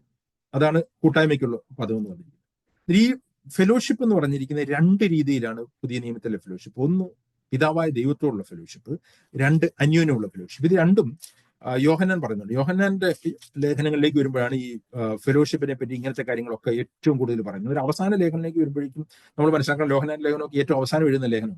അവിടേക്ക് വരുമ്പോഴേക്കും ഏറ്റവും ദൈവസഭയുടെ ഇമ്പോർട്ടന്റ് ആയിട്ടുള്ള കാര്യങ്ങളുള്ളതുകൊണ്ട് യോഹന്നാൻ എംഫസൈസ് ചെയ്യുന്ന ഏറ്റവും ഇമ്പോർട്ടന്റ് ആയിട്ടുള്ള കാര്യമാണ്. അല്ലാതെ അവിടെ കൃപാവരങ്ങളെ പറ്റിയോ അങ്ങനത്തെ കാര്യങ്ങളെ പറ്റിയോ ഒന്നും പറയാതെ ഫെലോഷിപ്പിനെ പറ്റിയാണ് പറഞ്ഞത്. നിരന്തരം അവിടെ പറഞ്ഞിരിക്കുന്നത് ഇങ്ങനെയാണ്. ഒന്ന് യോഹന്നാന്റെ സുവിശേഷം ലേഖനം 1-ാമത്തെ അധ്യായം, 1-ാമത്തെ അധ്യായത്തിന്റെ 3-4 വാക്യങ്ങൾ പറഞ്ഞിരിക്കുകയാണ്, ഞങ്ങളുടെ കൂട്ടായ്മയോ പിതാവിനോടും അവന്റെ പുത്രനായ യേശു ക്രിസ്തുവിനോടും ആകും. അന്നേരം ഞങ്ങളുടെ കൂട്ടായ്മ എന്ന് പറഞ്ഞു കഴിഞ്ഞാൽ പിതാവിനോടും പുത്രനോടുള്ള കൂട്ടായ്മ. അത് എന്നിട്ട് അടുത്ത വാക്യത്തിൽ പറഞ്ഞിരിക്കുകയാണ്, അതിന് മുകളിൽ പറഞ്ഞിരിക്കുകയാണ്, നിങ്ങൾക്ക് ഞങ്ങളോട് കൂട്ടായ്മ ഉണ്ടാകേണ്ടതിന് ഞങ്ങൾ ഇത് അറിയിക്കും. അന്നേരം ഇവരുടെ കൂട്ടായ്മ തമ്മിലുള്ള കൂട്ടായ്മയെ പറ്റി പറഞ്ഞിരിക്കുന്നു, പിതാവും പുത്രനുമായിട്ടുള്ള കൂട്ടായ്മയെ പറ്റി പറഞ്ഞു. അന്നേരം ഈ രണ്ട് രീതിയിലുള്ള കൂട്ടായ്മയാണ് ദൈവസഭയുള്ളത്. കൊയിനോനിയ എന്നുള്ള വാക്കാണ്. അതെന്ന് വെച്ച് കഴിഞ്ഞാൽ ഒന്നായി തീരുന്ന ഒരു കൂട്ടായ്മയാണ്. അതുകൊണ്ടാണ് യോഹന്നാൻ തന്നെ പറയുമ്പോൾ, യോഹന്നാന്റെ സുവിശേഷത്തിൽ 17:21 യേശു ക്രിസ്തുവിന്റെ അവസാന പ്രാർത്ഥനയിൽ അവർ നമ്മെ പോലെ ഒന്നാകേണ്ടതിന് ഞാൻ അവർക്ക് വേണ്ടി പ്രാർത്ഥിക്കുന്നു എന്ന് പറഞ്ഞു. ഇന്നലെ കർത്താവിന്റെ ഹൃദയത്തിൽ ഏറ്റവും ആഗ്രഹമാണ്. ഞാൻ ഇതിനു മുമ്പ് വിശദീകരിച്ചപ്പോൾ പറഞ്ഞിരുന്നു, ആ ഒന്നാവുക എന്നുള്ളത് യേശു ക്രിസ്തുവിന്റെ ക്രൂശ് മരണത്തിന് മുമ്പ് സാധ്യമായിരുന്നില്ല. ഒന്നാവുക എന്നുള്ളതും ആ ഒരു ഫെലോഷിപ്പിലാവുക എന്നുള്ളതും. ഈ ഫെലോഷിപ്പിൽ ആകാനായിട്ട് കഴിഞ്ഞത് യേശു ക്രിസ്തുവിന്റെ ക്രൂശിലെ വർക്ക് കാരണമാണ് നമുക്ക് ദൈവമായിട്ടുള്ള കൂട്ടായ്മയിലേക്ക് നമുക്ക് കടക്കാനായിരിക്കുന്നത്, ദൈവസഭ എന്നുള്ള കൂട്ടായ്മയിലേക്ക് കടക്കാനായിരിക്കും. എന്നാൽ ഈ കൂട്ടായ്മ മെയിൻറ്റെയിൻ ചെയ്യണമെങ്കിൽ, കണ്ടിന്യൂ ചെയ്യണമെങ്കിൽ നമ്മൾ ക്രൂശ് എടുത്തുകൊണ്ട് അനുഗമിച്ചേക്കുള്ളൂ. ഓരോ വ്യക്തികളും തങ്ങളുടെ ഇഷ്ടം തള്ളിക്കളഞ്ഞ് കർത്താവിന്റെ ഇഷ്ടവും മറ്റുള്ളവരുടെ ഇഷ്ടവും നോക്കിയെങ്കിലും മാത്രമേ കഴിക്കൂ. അതുകൊണ്ടാണ് യേശുക്രിസ്തുവിന്റെ ഭാവം നിങ്ങളിൽ ഉണ്ടാകട്ടെ എന്ന് പറഞ്ഞിട്ട് ഉടനെ തന്നെ പൗലോസ് ഫിലിപ്പി ലേഖനത്തിൽ പറഞ്ഞിരിക്കുന്നത്, ഒരുവൻ സ്വന്തം ഇഷ്ടമല്ല മറ്റവന്റെ ഇഷ്ടം കൂടി കൊള്ളട്ടെ, മറ്റവനെ തന്നെ താൽ ശ്രേഷ്ഠനായിട്ട് എണ്ണിക്കൊള്ളട്ടെ. അന്നേരം അന്യോന്യമുള്ള കൂട്ടായ്മ സാധ്യമാകണമെങ്കിൽ ഞാൻ പലപ്പോഴും പറഞ്ഞത്, ആ ക്രൂശ് എടുത്തുകൊണ്ട് കർത്താവിനെ അനുഗമിക്കുമെങ്കിൽ മാത്രമേ ഉള്ളൂ. ആ കൂട്ടായ്മയിലേക്ക് പ്രവേശിച്ചത് യേശുക്രിസ്തുവിന്റെ ക്രൂശ് മരണത്തിൽ കൂടിയാണെങ്കിൽ ആ കൂട്ടായ്മ മെയിൻറ്റെയിൻ ചെയ്ത് നമ്മൾ ക്രൂശ് എടുത്തുകൊണ്ട് കർത്താവിനെ അനുഗമിക്കുന്നതിൽ കൂടിയാണ്. ഞാനത് ഒന്നുകൂടി വിശദീകരിക്കാം. അന്നേരം ഈ കൊയിനോനിയ എന്നുള്ള വാക്കാണ് ഈ ഫെലോഷിപ്പ് എന്നുള്ള പദത്തിന് ബൈബിളിൽ ഉപയോഗിച്ചിരിക്കുന്നത്. ആ ഫെലോഷിപ്പ് വരുന്നത്, അത് ഡിവൈൻ ഫെലോഷിപ്പിന് ഉപയോഗിക്കുന്ന പദമാണ് കൊയിനോനിയ എന്നുള്ളത്. ആ ഡിവൈൻ ഫെലോഷിപ്പ് വരുന്നത് ഡിവൈൻ ലവിൽ നിന്നാണ്. ഡിവൈൻ ലവിന് ബൈബിൾ ഉപയോഗിച്ചിരിക്കുന്ന പദം അഗാപ്പെ എന്നുള്ള പദമാണ്. അന്നേരം ഡിവൈൻ ഫെലോഷിപ്പ് ഡിവൈൻ ലവിൽ നിന്ന് വരും, ഡിവൈൻ സ്നേഹത്തിൽ നിന്ന്, ദൈവിക സ്നേഹത്തിൽ നിന്നാണ് ദൈവിക ഫെലോഷിപ്പ് വരുന്നത്.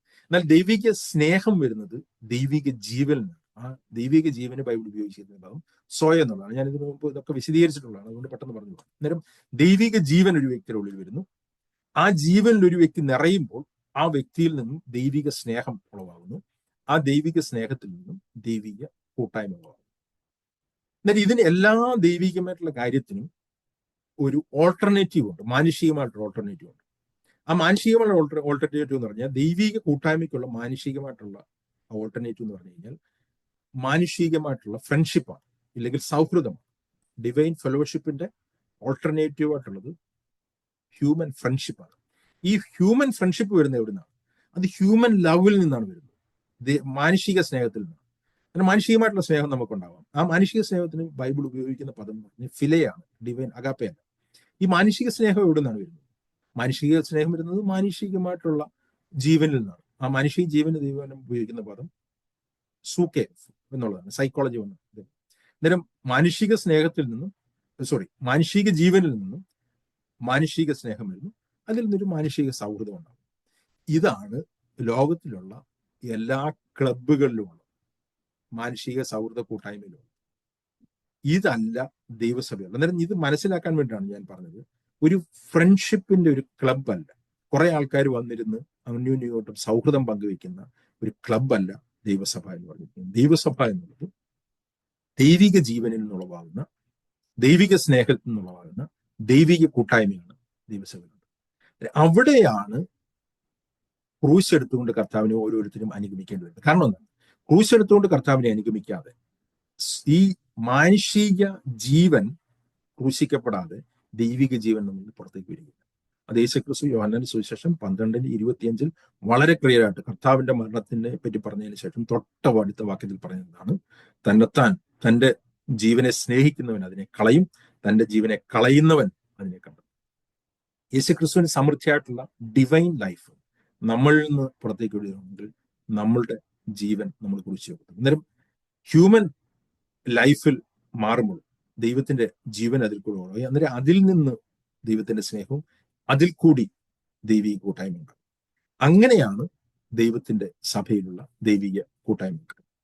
അത് തന്നെയാണ് യോഹന്നാൻ പറഞ്ഞിരിക്കുന്നത്. യോഹന്നാൻ അതിന്റെ തൊട്ടടുത്ത വാക്യത്തിൽ, യോഹന്നാൻ അതിന്റെ 1-ാമത്തെ അധ്യായത്തിന്റെ അടുത്ത വാക്യത്തിൽ പറഞ്ഞിരിക്കുന്നത്, 8-ാമത്തെ വാക്യം, 6-ാമത്തെ വാക്യം, ദൈവത്തോട് കൂട്ടായ്മ ഉണ്ട് എന്ന് പറയുകയും ഇരുട്ടിൽ നടക്കുകയും ചെയ്താൽ നാം പുഷ്കു പറയുന്നു സത്യം പ്രവർത്തിക്കുന്നത്. അതായത് നമ്മൾ വാക്കിംഗ് ഇൻ ലൈറ്റ്, ക്രൂശ് എടുത്തുകൊണ്ട് കർത്താവിനെ അനുഗമിക്കുക എന്നുള്ള അതേ കാര്യമാണ് വെളിച്ചത്തിൽ നടക്കുക എന്ന് പറഞ്ഞിരിക്കുന്നത്. ഒരു വ്യക്തി വെളിച്ചത്തിൽ നടക്കാതെ നമുക്ക് ദൈവവുമായിട്ട് നമുക്ക് കൂട്ടായ്മ ഉണ്ടാകാനായിട്ട് കഴിയത്തില്ല. ദൈവിക വെളിച്ചത്തിൽ ഒരു വ്യക്തി നടക്കുന്നതനുസരിച്ചാണ് ദൈവികമായിട്ടുള്ള കൂട്ടായ്മ, ദൈവമായിട്ടുള്ള കൂട്ടായ്മ വർദ്ധിക്കുന്നത്. കൂട്ടായ്മ വന്നത് യേശുക്രിസ്തുവിന്റെ ക്രൂശ് മരണത്തിൽ കൂടിയാണ്. എന്നാൽ കൂട്ടായ്മയിൽ നടക്കുന്നത് നമ്മൾ വെളിച്ചത്തിൽ നടക്കുമ്പോഴാണ്. എന്നാൽ എന്നിട്ട് പറയാണ്, അവനോട് കൂട്ടായ്മയുണ്ട് എന്ന് പറയുകയും ഇരുട്ടിൽ നടക്കുകയും ചെയ്താൽ നാം സ്പോർട്സ് കുറയുന്നു സത്യം പ്രവർത്തിക്കുന്നില്ല. അവൻ വെളിച്ചത്തിൽ ഇരിക്കുന്ന പോലെ നാം വെളിച്ചത്തിൽ നടക്കുന്നുവെങ്കിൽ നമുക്ക് തമ്മിൽ കൂട്ടായ്മയുണ്ട്.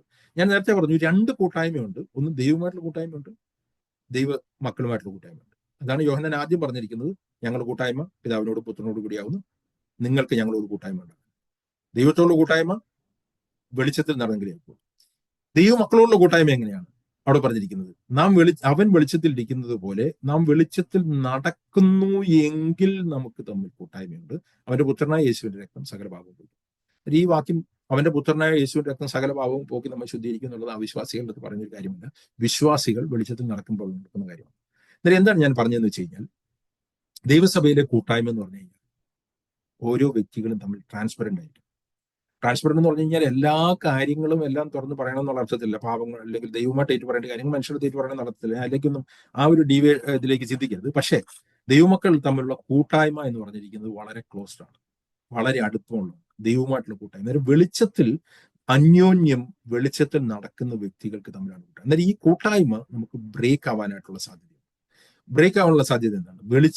വെളിച്ചത്തിൽ നിന്ന് ഒരാൾ മാറിപ്പോവുകയാണെങ്കിൽ ദൈവമായിട്ടുള്ള കൂട്ടായ്മയിലും അന്യോന്യമുള്ള കൂട്ടായ്മയിൽ നിന്ന് മാറിപ്പോകും. അപ്പോൾ എന്ത് ചെയ്യണമെന്നാണ് പറഞ്ഞിരിക്കുന്നത്? നമ്മൾ നമ്മുടെ പാപങ്ങളെ ഏറ്റുപറയുമ്പോൾ അവൻ നമ്മളോട് ചോദിക്കുക. അതാണ് 9-ാമത്തെ വാക്യം. നാം നമ്മുടെ പാപങ്ങളെ ഏറ്റുപറയുന്നു എങ്കിൽ അവൻ നമ്മോട് നമ്മുടെ പാപങ്ങളെ ക്ഷമിച്ച് സകല അശുദ്ധിയും പോക്കി അനീതിയും പോക്കി നമ്മെ ശുദ്ധീകരിക്കാൻ തക്കവണ്ണം വിശ്വസന നീതിമാനാകും. അന്നേരം കൂട്ടായ്മ ബ്രേക്ക് ആവുന്നത് ദൈവമായിട്ട് മനുഷ്യനുമായിട്ടുണ്ട്.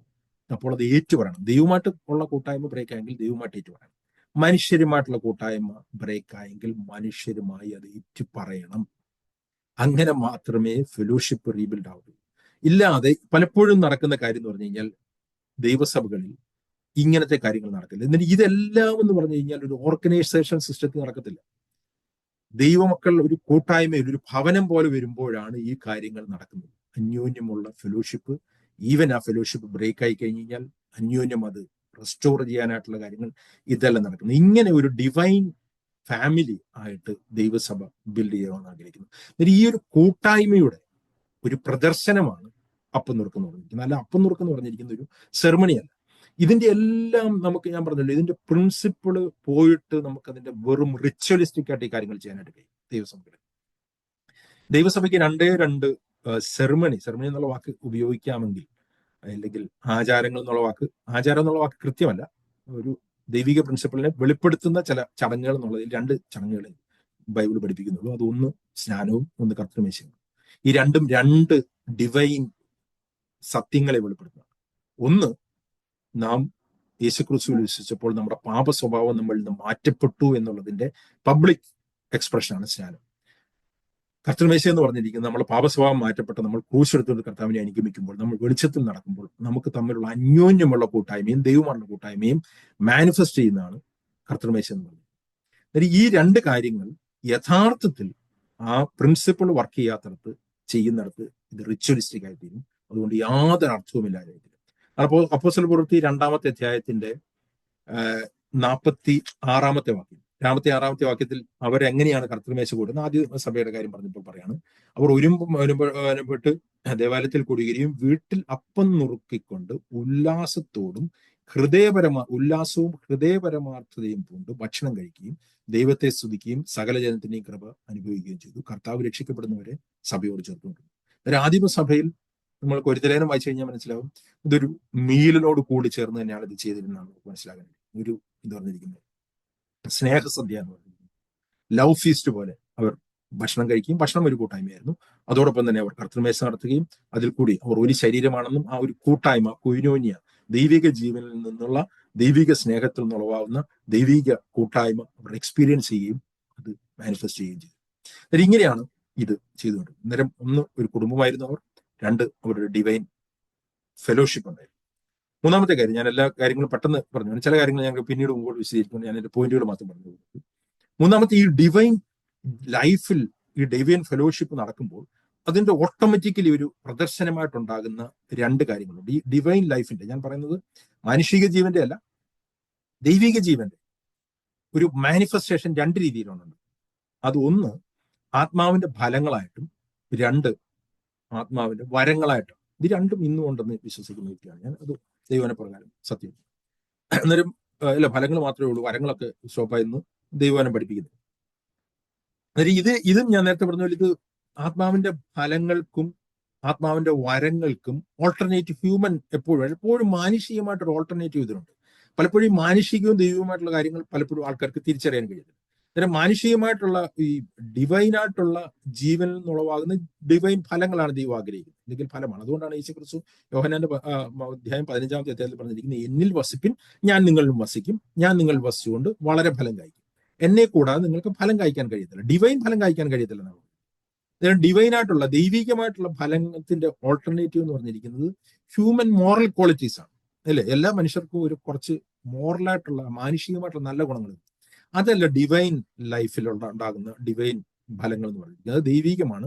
നമ്മുടെ മാനുഷികമായിട്ടുള്ള സ്വഭാവത്തിന്റെ ഒക്കെ വിപരീതമായിട്ട് അതിനൊക്കെ അപ്പുറത്തേക്ക് ദൈവം നമ്മൾ കൂടി ചെയ്യുന്ന ആത്മാവിന്റെ ഫലങ്ങളാണ്. അതാണ് ആത്മാവിന്റെ ഫലം. അത് ദൈവിക ജീവന്റെ ഒരു മാനിഫെസ്റ്റേഷൻ ആണ്. ദൈവത്തിന്റെ ജീവൻ നമ്മളിലുണ്ട്, ഇല്ലെങ്കിൽ നമ്മൾ ആ ജീവനിൽ സമൃദ്ധിയായി നിറയുന്നു എന്നുള്ളതിന്റെ ഏറ്റവും പ്രധാനപ്പെട്ട തെളിവാണ് ആത്മാവിന്റെ ഫലങ്ങൾ. അതാണ് ഒരു വ്യക്തി ആത്മീയനാണോ എന്ന് തിരിച്ചറിയുന്നത്, വരങ്ങൾ കൊണ്ടല്ല. ഞാനതിന്റെ വിശദീകരണത്തിലേക്ക് പോകുന്നില്ല. അതുകൊണ്ടാണ് യേശുക്രിസ്തു പറഞ്ഞത് കള്ളപ്രവാചകന്മാരെ തിരിച്ചറിയാൻ പറയുമ്പോൾ പറഞ്ഞിരിക്കുന്നത് അവരുടെ കൃപാവരങ്ങൾ കൊണ്ട് അവരെ തിരിച്ചറിയാനായിട്ട് നിങ്ങൾ ശ്രമിക്കരുത്. അത് ആത്മീയനാണോ എന്നുള്ളതിന്റെ തെളിവല്ല. അതും ആത്മാവിന്റെ തന്നെ വരങ്ങളാവാം, പക്ഷെ ആത്മീയനാണോ എന്നുള്ളതിന്റെ തെളിവ് അവരുടെ ഫലങ്ങളാണ്. ഓക്കെ, ഞാൻ അതിന്റെ വിശദീകരണത്തിലേക്ക് പോകുന്നില്ല. അന്നേരം ഈ ഹ്യൂമൻ ക്വാളിറ്റി അല്ലെങ്കിൽ മോറൽ ക്വാളിറ്റീസ് ആത്മാവിന്റെ ഫലങ്ങൾക്കുള്ള ഓൾട്ടർനേറ്റീവ്. അന്നേരം ആത്മാവിന്റെ ഒരു നല്ല സ്വഭാവമുള്ള ഒരു വ്യക്തി ആത്മാവിന്റെ ഫലം ഉണ്ടാവണോ എന്നുള്ളവരാണ് നിർബന്ധമൊന്നുമില്ല. അത് വേറെ പല രീതികൾ കൂടി നമുക്ക് തിരിച്ചറിയാൻ. അതുപോലെ തന്നെ ആത്മാവിന്റെ വരങ്ങൾക്കുള്ള ഒരു ഓൾട്ടർനേറ്റീവ് എന്ന് പറഞ്ഞു കഴിഞ്ഞാൽ ഹ്യൂമൻ ടാലൻസ് ആണ്. പലർക്കും പല തരത്തിലുള്ള ടാലൻസുകളുണ്ട്. അതായത് ഈ ഹ്യൂമൻ മോറൽ ക്വാളിറ്റീസോ ഇല്ലെങ്കിൽ ഹ്യൂമൻ ടാലൻസോ ഒന്നും ദൈവസഭയിൽ ഇതിനൊന്നും വലിയ പ്രയോജനമൊന്നുമില്ല. ദൈവസഭയിൽ ഒരാൾക്ക് പ്രസംഗിക്കാൻ അറിയാവുന്ന ഒരു വ്യക്തിയല്ല പ്രസംഗിക്കേണ്ടത്.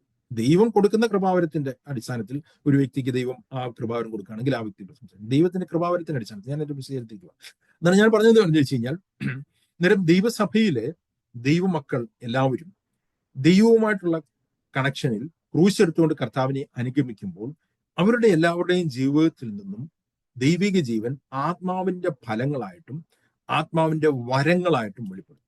അങ്ങനെ ആത്മാവിന്റെ വരങ്ങളായിട്ട് വെളിപ്പെടുന്ന വ്യക്തികളെയാണ് ദൈവവചനത്തിൽ അവർ രാജകീയ പുരോഹിത വർഗമായിട്ട് ദൈവത്തിന്റെ ശുശ്രൂഷ ചെയ്യുന്നത്. എന്നാലും ഞാൻ പറഞ്ഞിരിക്കുന്നത് ദൈവസഭയിൽ ഏറ്റവും പ്രധാനപ്പെട്ട മൂന്നാമത്തെ ഒരു ഡിസ്റ്റിങ്റ്റീവ് മാർക്ക് എന്ന് പറഞ്ഞിരിക്കുന്നത് വിശ്വാസികളുടെ എല്ലാ വിശ്വാസികളുടെയും രാജകീയ പൗരോഹിത്യമാണ്. എന്നിട്ട് ഈ രാജകീയ പൗരോഹിത്യമുള്ള ഈ ദൈവത്തിന്റെ ആത്മാവിന്റെ വരങ്ങളാൽ മാനിഫെസ്റ്റ് ചെയ്യുന്ന ആ വ്യക്തികളാണ് ദൈവസഭ ബിൽഡ് ചെയ്യുന്നത്. എന്നിട്ട് എല്ലാ വിശ്വാസികളും ആ ഒരു ലെവലിലേക്ക് വരണമെന്ന് നിർബന്ധമില്ല. പക്ഷെ ദൈവത്തിന്റെ ആഗ്രഹമാണ് ഞാൻ പറഞ്ഞിരിക്കുന്നത്, ഒരു ദൈവസഭയിലെ എല്ലാ വിശ്വാസികളും യേശുക്രിസ്തു എന്ന തലയുമായിട്ടുള്ള ബന്ധപ്പെട്ട് ഇല്ലെങ്കിൽ യേശുക്രിസ്തു എന്ന മഹാപുരോഹിതനുമായിട്ട് ഉള്ള ബന്ധത്തിൽ അവനിൽ നിന്ന് ലഭിച്ച ആ ജീവനിൽ രാജകീയ പുരോഹിത വർഗമായിട്ട് ദൈവസഭയിൽ ശുശ്രൂഷ ചെയ്ത് ദൈവസഭയെ ബിൽഡ് ചെയ്യണം. വാക്യങ്ങൾ റോമാലേഖനം 12:3-8 വരെ ഞാൻ ഈ വാക്യങ്ങൾ എടുത്തു വായിക്കുന്നില്ല, പക്ഷെ ഞാൻ എൻ്റെ ചില അഭിപ്രായങ്ങളല്ല എന്ന് പറയാൻ വേണ്ടിയിട്ടാണ് നിങ്ങൾക്ക് റെഫർ ചെയ്യാനായിട്ട് പറയുന്നത് മാത്രമേ ഉള്ളൂ. റോമാലേഖനം 12:3-8 വരെ, 1 കൊരിന്ത്യർ 12:1-12 വരെ, എഫേസ് ലേഖനം 4:11-16 വരെ, കൊലോസ് ലേഖനം 2:19, 1 പത്രോസ് 2:9, 4:10, 11-ാമത്തെ വാക്യം, വെളിപാട് പുസ്തകം 1:6, 5:10. ഇത്രയും വാക്യങ്ങളിൽ ദൈവം വളരെ വ്യക്തമായിട്ട് പറഞ്ഞിരിക്കുകയാണ്, യേശുക്രിസ്തുവിന്റെ ക്രൂശുമരണത്തിൽ കൂടി ദൈവം നമ്മളെ ഓരോരുത്തരെയും രാജകീയ പുരോഹിതമായ വർഗമായിട്ട് നിയമിച്ചിരുന്നു. അന്നേരം ദൈവസഭയിൽ ഞാൻ നേരത്തെ പറഞ്ഞതുപോലെ ഒരു പെർഫോം ചെയ്യുകയും ബാക്കിയുള്ളവരെല്ലാം സൈലന്റ് പാസീവ് ലിസണേഴ്സ് ആയിട്ടിരിക്കുകയും ചെയ്യുക എന്നുള്ളത് ഒരു യഥാർത്ഥ ദൈവസഭയിലെ രീതിയെ അല്ല. ഇന്നതാണ് കാണുന്നത്. ഇന്ന് ഒരു വ്യക്തിയിൽ 1, 2, 3 എന്ന് പറയുന്ന വിഷയമാണ്. അല്ലെങ്കിൽ പാസ്റ്റർ, ഞാൻ അടുത്ത ദിവസങ്ങളിലേക്ക് വരുമ്പോൾ കൂടുതൽ ഇതിന്റെ വിശദീകരണത്തിലേക്ക് പോകും. അതുകൊണ്ട് ഞാൻ ടച്ച് ചെയ്തു പോകുന്നു മാത്രമേ ഉള്ളൂ, നിങ്ങൾക്ക് മനസ്സിലാക്കാൻ വേണ്ടിയിട്ട്. ദൈവസഭയിലെ ഓരോ വ്യക്തികൾക്കും ദൈവത്തിന്റെ ജീവനിൽ നിറയപ്പെട്ട ഓരോ ശുശ്രൂഷയുണ്ട്. ഈ ശുശ്രൂഷകൾ ഒരുമിച്ച് ഇവർ ചെയ്യുമ്പോഴാണ് ഇവർ ദൈവസഭയെ ബിൽഡ് ചെയ്യുന്നത്. അന്നേരം ദൈവസഭയുടെ മീറ്റിങ്ങുകൾ എന്ന് പറയുന്നത്, അവരുടെ ഗ്യാതറിങ്ങുകളിൽ ഇത് മാനിഫെസ്റ്റ് ചെയ്യണമെന്ന് ദൈവം ആഗ്രഹിക്കുന്നു. 1 കൊരിന്ത്യർ അതിന്റെ ആ വാക്യം ഞാൻ എടുക്കാം, ബാക്കിയുള്ള വാക്യങ്ങൾ ഞാൻ പറഞ്ഞു പോയതേ ഉള്ളൂ. 1 കൊരിന്ത്യർ അതിന്റെ 14-ാമത്തെ അധ്യായത്തിന്റെ 26 മുതൽ 33 വരെയുള്ള, ഫസ്റ്റ് കൊരിന്ത്യൻസ് ചാപ്റ്റർ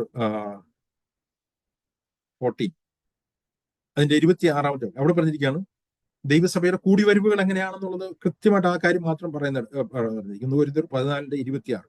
ആകയാൽ എന്ത് സഹോദരന്മാരെ, നിങ്ങൾ കൂടി വരുമ്പോൾ, ഓരോരുത്തരുടെ വ്യക്തിപരമായിട്ടുള്ള ജീവിതത്തിൽ ആത്മാവിന്റെ ഫലങ്ങളുണ്ട്, അവർ ജീവനിൽ നിറയപ്പെടുന്നു. അവർ കൂടി വരുമ്പോൾ ഓരോരുത്തരും സങ്കീർത്തനമുണ്ട്, ഉപദേശമുണ്ട്, വെളിപാടുണ്ട്, അന്യഭാഷയുണ്ട്, വ്യാഖ്യാനമുണ്ട്, സകലവും ആത്മീയ വർധനയാണ്. എന്നാൽ ഇവിടെ പറഞ്ഞിരിക്കുന്ന ഒരാൾക്ക് ഇതെല്ലാം ഉണ്ടെന്നല്ല, ഓരോരുത്തർക്കും ഓരോന്നുണ്ട്. ഇതെങ്ങനെയാണെന്നുള്ളത് 1 കൊരിന്ത്യർ അതിന്റെ 12-ാമത്തെ അധ്യായത്തിന്റെ 7-ാമത്തെ വാക്യത്തിലും എഴുതിയിട്ടുണ്ട്. എന്നാൽ ഓരോരുത്തരും ആത്മാവിന്റെ പ്രകാശനം, അവിടെ മുകളിൽ പറയുന്നത് ദൈവത്തിന്റെ പരിശുദ്ധാത്മാവാണ് ഈ കാര്യങ്ങളെ ഓരോരുത്തർക്ക് കൊടുക്കുന്നത്. അവന്റെ ഇഷ്ടമുള്ളതുപോലെ ഉപയോഗിച്ചു കൊടുക്കുകയാണ്. ഓരോരുത്തരും ആത്മാവിന്റെ പ്രകാശനം പൊതുപ്രയോജനത്തിന് ഏർപ്പെടുന്നു. ഒരുത്തൻ ആത്മാവിനാൽ ജ്ഞാനത്തിന്റെ വചനവും, മറ്റൊരുവന് അതേ ആത്മാവിനാൽ പരിജ്ഞാനത്തിന്റെ വചനവും നൽകപ്പെടുന്നു. വേറൊരുത്തിന് അതേ ആത്മാവിനാൽ വിശ്വാസം, വേറൊരുവന് അതേ ആത്മാവിൽ രോഗശാന്തിയുള്ളവരും, വേറൊരുവന് വീര്യപ്രവൃത്തികൾ, വേറൊരുവന് പ്രയോജനം, മറ്റൊരുവന് ആത്മാവിന്റെ വിവരം, മറ്റൊരുവന് വിവിധ ഭാഷകൾ, വേറൊരുവന് ഭാഷകളുടെ വ്യാഖ്യാനം. ഇത് എല്ലാം പ്രവർത്തിക്കുകയും താൻ ഇച്ഛിക്കുന്ന പോലെ അവനവന് അതത് വരം പകുത്തു കൊടുക്കുന്ന ഒരേയാകുന്നു. ഇതിന്റെ വിശദീകരണമാണ് താഴേക്ക് വരുന്ന പൗലോസ് പറഞ്ഞത്. ഇങ്ങനെയാണ് ഒരു ശരീരം ഫങ്ഷൻ ചെയ്യുന്നത്. അല്ലെങ്കിൽ എന്ന് പറഞ്ഞു കഴിഞ്ഞാൽ താഴെ വരുമ്പോൾ പൗലോസ് പറഞ്ഞു, അല്ലെങ്കിൽ ഇതൊരു ഓക്വേർഡ് ശരീരമാണ്. ശരീരത്തിലെ എല്ലാം ചെവിയാണെന്നുണ്ടെങ്കിൽ ആ ശരീരം എന്ന് പറഞ്ഞാൽ എന്ത് വൃത്തികെട്ട ശരീരമായിരിക്കും. ശരീരത്തിന്റെ എല്ലാം നാവാണെങ്കിൽ എങ്ങനെയായിരിക്കും? അന്നേരം പല ഫങ്ഷൻസ്, ഇത് കൃപാവരങ്ങളുടെ കാര്യം പറയുമ്പോഴാണ് ഇത് പറഞ്ഞിരിക്കുന്നത്. അന്നേരം ഞാനെന്ത് പറഞ്ഞെന്ന് വെച്ച് കഴിഞ്ഞാൽ, ഒരു യഥാർത്ഥ ദൈവസഭയിൽ പരിശുദ്ധാത്മാവ് നിയന്ത്രിക്കപ്പെടുന്ന, പരിശുദ്ധാത്മാവിനാൽ നയിക്കപ്പെടുന്ന, നിറയപ്പെടുന്ന ദൈവസഭയിൽ ഇങ്ങനെ ഓരോരുത്തരുടെ ശുശ്രൂഷ പരിശുദ്ധാത്മാവിനാൽ വെളിപ്പെടുകയും അത് മാനിഫെസ്റ്റ് ചെയ്യപ്പെടുകയും ചെയ്യും. ഇതിനെ ഓവർസീ ചെയ്യുന്നതാണ് എൽഡേഴ്സിന്റെ റെസ്പോൺസിബിലിറ്റി. ഞാൻ അതിലേക്ക് പോകുമ്പോൾ പറയാം. അതുകൊണ്ട് ഇതൊരു എന്താ പറഞ്ഞാൽ ക്രമമൊന്നും ഇല്ലാതെ പോകുന്നതല്ല, പരിശുദ്ധാത്മാവിന്റെ ഒരു ക്രമമുണ്ട്. എന്നാൽ ഇതൊരു മൊണോട്ടണസ് മീറ്റിംഗ് ആവില്ല. എന്നാൽ ഈ ഒരു ദൈവസഭയിലെ മീറ്റിങ്ങുകൾ മൊണോട്ടണസും ബോറിങ്ങും ആവുന്നതിന്റെ കാരണം എന്താണ്? ഞാൻ പറയാം, ഒരു സഭയിലെ മീറ്റിംഗ് ബോറിംഗ് ആവുന്നുവെങ്കിൽ പരിശുദ്ധാത്മാവ് അവിടെ പ്രവർത്തിക്കുന്നില്ല എന്നുള്ളത് ഒരു കാരണമാണ്. വേറെ കാരണങ്ങൾ കാണും, എങ്കിലും ഞാൻ ഒരു കാരണം ഇതാവാനായിട്ടുള്ള ഏറ്റവും പ്രധാനപ്പെട്ട സാധ്യതയുണ്ട്. എങ്ങനെയാണ് ഒരു ദൈവസഭയിലെ മീറ്റിങ്ങുകൾ എങ്ങനെയാണ് വർക്ക് ചെയ്യുന്നത്, എങ്ങനെയാവണം? നമ്മൾ കഴിഞ്ഞ ദിവസങ്ങൾ ചിന്തിച്ചു, നമ്മൾ ഇൻഡിവിജ്വലി കർത്താവിന്റെ ഇൻസ്ട്രുമെന്റ് എന്ന് പറഞ്ഞാൽ നിങ്ങൾക്ക് അറിയാമല്ലോ. ഫോർ എക്സാമ്പിൾ, ഒരു പിയാനോ എന്ന് പറയുന്ന ഒരു ഇൻസ്ട്രുമെന്റ് ആണ്, വയലിൻ എന്ന് പറയുന്നത് ഒരു ഇൻസ്ട്രുമെന്റ് ആണ്, ഗിത്താർ എന്ന് പറയുന്ന ഇൻസ്ട്രുമെന്റ് ആണ്. ഇങ്ങനെ പല ഇൻസ്ട്രുമെന്റ്സ് ഉണ്ട്. നമ്മളെല്ലാവരും ഓരോരുത്തരും പിശാചിനാൽ ഉപയോഗിക്കപ്പെട്ട ഇൻസ്ട്രുമെന്റ്സ് ആയിരിക്കും. പിശാചിന്റെ അപശബ്ദം, നോയ്സ് വെളിപ്പെടുത്തുന്ന ഉപകരണങ്ങളായിരുന്നു നമ്മളെല്ലാവരും. എന്നാൽ യേശുക്രിസ്തുവിന്റെ ക്രൂശുമരണത്തിൽ കൂടി കർത്താവ് നമ്മളിൽ നിന്ന് ആ പാപസ്വഭാവം മാറ്റി നമ്മൾ ഇൻഡിവിജ്വലായിട്ട് കർത്താവിന്റെ ഇൻസ്ട്രുമെന്റ് ആയിട്ട്, അങ്ങനെ കർത്താവ് നമ്മൾ കൂടി കർത്താവിന്റെ മ്യൂസിക് വെളിപ്പെടുത്തുക. അതാണ് ആത്മാവിന്റെ ഫലങ്ങളായിട്ട് നമ്മൾ ജീവിതത്തിൽ കൂടി വെളിപ്പെടുന്ന ആത്മാവിന്റെ ഫലങ്ങളായിട്ട്. എന്നാൽ ദൈവസഭ കൂടി വരുമ്പോഴെങ്ങനെയാണ്? ദൈവസഭ കൂടി വരുമ്പോൾ നിങ്ങൾക്കറിയാം, നിങ്ങൾ ഒരു ഓർക്കസ്ട്ര അല്ലെങ്കിൽ സിംഫണി കണ്ടിട്ടുണ്ടെങ്കിൽ അറിയാം, പല വിധത്തിലുള്ള ഇൻസ്ട്രുമെന്റ്സ് ഒരുമിച്ച് വന്നിട്ട് വായിക്കുകയാണ്. അവിടെ എങ്ങനെയാണ് ഇതിന്റെ എല്ലാം ഒരു സിങ്ക്രണൈസേഷൻ. ഞാനിവിടെ അമേരിക്കയിൽ വന്നതിന് ശേഷം ആണ് ഞാൻ ഇത് കുറച്ചുകൂടി കൂടുതലായിട്ട് കണ്ടത്. ഇളയ മോളുടെ സ്കൂളിൽ, ഇവിടുത്തെ സ്കൂളുകളിൽ ഇങ്ങനത്തെ കാര്യങ്ങൾ കൂടുതൽ പ്രൊമോട്ട് ചെയ്യുന്നതാണ്. അന്നേരം ഞാൻ അവരുടെ ഈ കൺസേർട്ടൊക്കെ കാണാനായിട്ട് എന്നെ വിളിക്കാറുണ്ട്. എന്നിട്ട് ഞാൻ പോകുമ്പോൾ എനിക്ക് ഇൻസ്ട്രുമെന്റിനൊന്നും പ്രവർത്തനമൊന്നും അറിയത്തില്ലെങ്കിൽ പോലും വളരെ ബ്യൂട്ടിഫുൾ ആയിട്ട് ഇത് എനിക്ക് കാണാനായിട്ട് കഴിയും. കാര്യം എന്താണ്, ഒരു കണ്ടക്ടറുടെ കൈ മൂവ് ചെയ്യുന്നതനുസരിച്ച് ഓരോ ഇൻസ്ട്രുമെന്റ്സും വർക്ക് ചെയ്യുകയാണ്. ആ ഇൻസ്ട്രുമെന്റ്സ് എല്ലാം കൂടെ ഒരുമിച്ച് വർക്ക് ചെയ്യുമ്പോൾ ഒരു സംഗീതം പോലെ വരികയാണ്. എന്നൊരു ഒരു ദൈവസഭയിലെ മീറ്റിങ്ങുകൾ ബോറിംഗ് ആവരുത്. ബോറിംഗ് ആവുകയാണ് എങ്കിൽ അവിടെ ദൈവത്തിന്റെ പരിശുദ്ധാത്മാവ് വർക്ക് ചെയ്യുന്നില്ല. അതൊരു വളരെ പ്ലെയിൻ സ്ട്രെയിറ്റ് ഉത്തരം. ബോറിംഗ് ആവാനായിട്ട് രണ്ട് സാധ്യതയുണ്ട്. ഒന്നുകിൽ നിങ്ങൾ ഒരു യഥാർത്ഥ ദൈവസഭയിൽ പോയിട്ട് നിങ്ങൾക്ക് ബോറിംഗ് ഒന്നുണ്ടെങ്കിൽ നിങ്ങൾ ദൈവത്തിന്റെ പരിശുദ്ധാത്മാവിനാൽ ഡയറക്ടർ ആയിട്ടുള്ള വ്യക്തിയല്ല, നയിക്കപ്പെടുന്ന വ്യക്തിയല്ല. You are disconnected from that മൊത്തത്തിലുള്ള പരിശുദ്ധാത്മാവോട് നിങ്ങൾ ഡിസ്കണക്ട് ആയിരിക്കും. അങ്ങനെ അല്ലാതിരിക്കാനുള്ള സാധ്യതയുമുണ്ട്. നിങ്ങളുടെ ആത്മാവിൽ നയിക്കപ്പെടുന്ന വ്യക്തിയായിരിക്കാം, എന്നാൽ ആ ദൈവസഭയിൽ ദൈവത്തിന്റെ പരിശുദ്ധാത്മാവ് എല്ലാവരിലും വർക്ക് ചെയ്ത് യഥാർത്ഥത്തിൽ ഒരു സിംഫണി പോലെ വർക്ക് ചെയ്യുന്നില്ലെങ്കിൽ ആ മീറ്റിങ്ങുകൾ ബോറിംഗ് ആവും. ഇതിന് എനിക്കിത് ഫീൽ ചെയ്തിട്ടുണ്ട്. എന്നിട്ട് ചിലപ്പോൾ ഞാൻ ചിന്തിക്കുക എന്റെ പ്രശ്നമാണോ ബാക്കി ആർക്കും. അതിന് ബാക്കി ആർക്കും ഇതിനെപ്പറ്റി ഒരു കൺസേൺ ഉണ്ടാവാത്തതുകൊണ്ടായിരിക്കാം. ബാക്കിയുള്ളവർക്കും ഒരു ദൈവസഭ എങ്ങനെയാണെന്ന് ചിന്തയില്ലാത്തവർക്ക് ചിലപ്പോൾ ഇതൊന്നും ഒരു വിഷയമല്ല. മീറ്റിങ്ങിന് പോകുക, ഒരു പ്രസംഗം കേൾക്കുക, ബോറിംഗ് ആണെങ്കിലും കുഴപ്പമില്ല, എന്താണെങ്കിലും കുഴപ്പമില്ല, എന്തെങ്കിലും കേട്ട് പോരുക എന്നുള്ളത്, ഇല്ലെങ്കിൽ ഒരു പെർഫോമൻസ് അറ്റൻഡ് ചെയ്തിട്ട് പോകുന്ന വരിക എന്നുള്ളവർക്കും വിഷയമല്ല. എന്നാൽ യഥാർത്ഥ ദൈവസഭയിൽ ഞാൻ സമയങ്ങൾ കൊണ്ടെടുക്കുന്ന ഈ പ്രാക്ടിക്കൽ കാര്യങ്ങളിലേക്ക് വരുമ്പോഴേക്കും വിശദീകരണം കൂടുന്നതുകൊണ്ടാണ്. അന്നേരം ഇങ്ങനെ ദൈവസഭയുടെ മീറ്റിങ്ങുകൾ കൊരിന്ത്യലേഖനം 12-ാമത്തെ അധ്യായത്തിൽ പറയുന്നത് പോലെ പരിശുദ്ധാത്മാവ് ഓരോ ഇൻസ്ട്രുമെന്റിനെ വർക്ക് ചെയ്യുന്നത് പോലെ വർക്ക് ചെയ്തിട്ട് അത് ഒരുമിച്ച് വർക്ക് ചെയ്യുമ്പോൾ അവിടെ ദൈവത്തിന്റെ ഗ്ലോറി വെളിപ്പെടുകയും അവിടെ കടന്നു വരുന്നവർക്ക് കർത്താവ് ഇവരുടെ മധ്യത്തിലുണ്ട് എന്ന് വെളിപ്പെടുകയും ചെയ്യും. അതാണ് കൊരിന്ത്യലേഖനത്തിൽ പറഞ്ഞിരിക്കുന്നത്. ഒരു അവിശ്വാസിയും ആത്മപരമില്ലാത്തവനെ നിങ്ങളുടെ ഇടയിൽ വന്നു കഴിഞ്ഞു കഴിഞ്ഞാൽ യഥാർത്ഥത്തിൽ നിങ്ങളുടെ ഇടയിൽ ദൈവമുണ്ട്, ദൈവമാണ് വർക്ക് ചെയ്യുന്നത് അവർ മനസ്സിലാക്കാൻ പറ്റും. ഇങ്ങനെ ഒരു ദൈവസഭ വർക്ക് ചെയ്യണമെന്ന് ദൈവം ആഗ്രഹിക്കുന്നു. അന്നേരം ഇങ്ങനെ ശുശ്രൂഷകന്മാരെ അതിനായിട്ട് എക്വിപ്പ് ചെയ്യുക എന്നുള്ളതാണ് എൽഡേഴ്സിന്റെ ഡ്യൂട്ടി, ഇല്ലെങ്കിൽ പാസ്റ്റേഴ്സിന്റെ ഡ്യൂട്ടി. ഞാൻ അതിലേക്ക് വരാം. അല്ലാതെ പാസ്റ്റർ അല്ലെങ്കിൽ എൽഡർ ഈ ശുശ്രൂഷകളെല്ലാം വിശ്വാസികൾക്ക് പകരമായിട്ട് സ്റ്റേജിൽ നിന്ന് ഏകാംഗ പെർഫോമർ പോലെ പെർഫോം ചെയ്യുക എന്നുള്ളത് ദൈവവചന വിരുദ്ധമാണ്. ആദിമ ദൈവസഭയിൽ അങ്ങനെ അല്ലായിരുന്നു. നിങ്ങൾ കൊരിന്ത്യലേഖനം 3 അധ്യായങ്ങൾ മാത്രം വായിച്ചാൽ മതി, വലിയ ഒന്നും വായിക്കണം, ഈ കാര്യം ക്ലിയർ ആവും. ഓക്കെ, ഞാനതിന്റെ മുമ്പോട്ട് പിന്നീട് വിശദീകരിക്കാം. 4-ാമത്തെ കാര്യം, എന്റെ സമയം കുറച്ച് കൂടുതൽ എടുത്തോണ്ട് ഞാൻ പെട്ടെന്ന് 4-ാമത്തെ കാര്യം 5-ാമത്തെ കാര്യം പറഞ്ഞു. 4-ാമത്തെ കാര്യം, ഇങ്ങനെയുള്ള ദൈവസഭയിലെ ശുശ്രൂഷകന്മാരുണ്ട്. അങ്ങനെ ദൈവസഭ ആത്മാവിന്റെ വരങ്ങളാലും ഫലങ്ങളാലും എക്വിപ്ഡ് ആയിരിക്കുന്ന ശുശ്രൂഷകരെ ഓവർസീ ചെയ്യാനായിട്ട്, ഷെപ്പേർഡ് ചെയ്യാനായിട്ട് ദൈവസഭകളിൽ ചില നിയമനങ്ങൾ നടന്നു. അതിൽ ഏറ്റവും പ്രധാനപ്പെട്ട നിയമനം എന്ന് പറഞ്ഞിരിക്കുന്നത് എൽഡേഴ്സിന്റെ ആണ്. എന്ന് വേണ്ടി പറയാം, പുതിയ നിയമത്തിൽ സിംഗിൾ പാസ്റ്റർ സിസ്റ്റം ഇല്ല. ഒരു പാസ്റ്റർ ബാക്കി എല്ലാവരും വിശ്വാസികൾ എന്നുള്ളൊരു സിസ്റ്റം ബൈബിളില്ല. ഒരു പാസ്റ്റർ ഇല്ലെങ്കിൽ ആ പാസ്റ്ററുടെ കീഴിൽ ചില എൽഡേഴ്സ് എന്നുള്ളതല്ല. എൽഡേഴ്സ് എന്ന് പറഞ്ഞിരിക്കുന്നതും പാസ്റ്റർ എന്ന് പറഞ്ഞിരിക്കുന്നതും അതേപോലെ തന്നെ ഇടയൻ എന്ന് പറഞ്ഞിരിക്കുന്നതും മൂന്നും ഒരേ വ്യക്തിക്കുള്ള 3 പദങ്ങളാണ്. ഞാൻ അതിന്റെ ഡീറ്റെയിൽ വിശദീകരണം അടുത്ത ദിവസങ്ങളിലേക്ക് പറയാം. അതിൽ പെട്ടെന്ന് ഞാൻ പറഞ്ഞു പോകാം. ഈ എൽഡർ എന്നുള്ള പദം തന്നെ ഇന്റർചേഞ്ചബിൾ ആയിട്ടാണ് പാസ്റ്റർ എന്നും അധ്യക്ഷനെന്നും, ഇല്ലെങ്കിൽ അധ്യക്ഷനെന്നും ഇടയൻ ഒറ്റ പ്രാവശ്യം ബൈബിൾ പറയുന്നുള്ളൂ, ഇല്ലെങ്കിൽ ഇടയ ശുശ്രൂഷ എന്നുള്ള ബന്ധത്തിൽ പറഞ്ഞിരിക്കുന്നത് ഒരേ ആളാണ്. എൽഡർ എന്ന് പറഞ്ഞിരിക്കുന്നത്, മൂപ്പൻ എന്ന് പറയുന്നത് ആ വ്യക്തിയോട് ഒരു സ്പിരിച്വൽ മെച്യൂരിറ്റിയെ കാണിക്കാൻ വേണ്ടി. അന്നേരം ദൈവസഭയില് സ്പിരിച്വലി പ്രായത്തിൽ മെച്യൂർ ആവണമെന്ന് നിർബന്ധമില്ല, പ്രായത്തിലുണ്ടെങ്കിൽ നല്ലതുമാണ്. പ്രായം കൂടിയതുകൊണ്ട് മെച്യൂരിറ്റി ഉണ്ടാവണം നിർബന്ധമൊന്നുമില്ല. അന്നേരം പക്ഷെ സ്പിരിച്വൽ മെച്യൂരിറ്റി ഉള്ള വ്യക്തികൾ, ചെറുപ്പക്കാർക്ക് പലപ്പോഴും സ്പിരിച്വൽ മെച്യൂരിറ്റി ഉണ്ടാവാനുള്ള സാധ്യത കുറവാണ്. പക്ഷെ ഒരു ചെറുപ്പക്കാരൻ സ്പിരിച്വൽ മെച്യൂരിറ്റി ഉണ്ടെങ്കിൽ അയാളെ എൽഡർ ആക്കുന്നതിന് തെറ്റൊന്നുമില്ല. ഞാൻ പെട്ടെന്ന് പറഞ്ഞു പോകാം. അല്ലെ, എൽഡർ എന്നുള്ള പദം ഇല്ലെങ്കിൽ മൂപ്പൻ എന്നുള്ള പദം അദ്ദേഹത്തിന്റെ പ്രായത്തിലുള്ള മൂപ്പത്വമല്ല, സ്പിരിച്വൽ മെച്യൂരിറ്റിയെ കാണിക്കുന്നതാണ്. അതേ ആളുടെ തന്നെ വേറൊരു പദമാണ് ഓവർസിയർ അല്ലെങ്കിൽ അധ്യക്ഷൻ എന്ന് പറഞ്ഞത്. അധ്യക്ഷൻ എന്ന് പറഞ്ഞിരിക്കുന്നത് അദ്ദേഹത്തിന്റെ മിനിസ്റ്റീരിയൽ ഫംഗ്ഷൻ, അദ്ദേഹത്തിന്റെ ശുശ്രൂഷയെ കാണിക്കുന്നത്. അന്നേരം ഒരു എൽഡർ മൂപ്പന് ദൈവസഭയെ ഓവർവ്യൂ ചെയ്യാനായിട്ട്, മുമ്പോട്ട് കാര്യങ്ങളെ കാണാനായിട്ട്, ദൈവസഭയിൽ ഓരോ കാര്യങ്ങളും റെക്കഗ്നൈസ് ചെയ്യാനായിട്ടുള്ള ഒരു മിനിസ്റ്റീരിയൽ ഫംഗ്ഷൻ ദൈവം കൊടുത്തിരിക്കുന്നു. അങ്ങനെയുള്ളവർക്ക് മാത്രമേ എൽഡേഴ്സ് ആവാനായിട്ട് കഴിയൂ. ഷെപ്പേർഡ് എന്ന് പറഞ്ഞിരിക്കുന്നത് ദൈവം അവർക്ക് കൊടുത്തിരിക്കുന്ന ഗിഫ്റ്റാണ്. എന്ന് പറഞ്ഞാൽ അവരെ ഷെപ്പേർഡ് ചെയ്യാനായിട്ട്, അവരെ ഒരു ആടുകളെ നോക്കുന്ന പോലെ ഇടയൻ നോക്കാനായിട്ട് ഒരു ഹൃദയം അവർക്കുണ്ടിരിക്കണം. എന്നാൽ ഈ 3 കാര്യങ്ങളും ഒരേ ആളുടെ കാര്യം തന്നെയാണ്, അല്ലാതെ 3 കൂട്ടരല്ല. അല്ലെങ്കിൽ എൽഡർ എന്ന് പറയുന്ന ഒരാൾ, ഇടയൻ എന്ന് പറയുന്ന ഒരാൾ, അതിന് മുകളിൽ ഓവർസിയർ എന്നുള്ളതില്ല. അതൊക്കെ പിന്നീട് ദൈവത്തിൽ നിന്ന് വന്ന ഡീവിയേഷനാണ്. നമ്മൾ ദൈവസഭയെ പറ്റി മുമ്പോട്ട് പഠിക്കുമ്പോൾ അത് കൂടുതലായിട്ട് പഠിക്കാനായിട്ട്. നമുക്കിതൊന്ന് പെട്ടെന്ന് മനസ്സിലാക്കണമെങ്കിൽ അപ്പോസ്തല പ്രവൃത്തി 20-ാമത്തെ അധ്യായത്തിന്റെ 28-ാമത്തെ വാക്യത്തിൽ പൗലോസ് എഫെസിലെ മൂപ്പന്മാരെ വിളിച്ചു വരുന്നു. അവിടെ അവരുടെ അടുത്ത് പറയുന്ന ചില വാക്യങ്ങൾ നമുക്ക് വായിക്കാം. എഫേസ്യർ 20:28. അവിടെ പറഞ്ഞിരിക്കുകയാണ്, നിങ്ങളെയും ദൈവം താൻ സ്വന്തം രക്തത്താൽ സമ്പാദിച്ചിരിക്കുന്ന ദൈവത്തിന്റെ സഭയെ മേയിക്കുവാൻ, അവിടെ പറഞ്ഞിരിക്കുന്നത് ഷെപ്പേർഡ്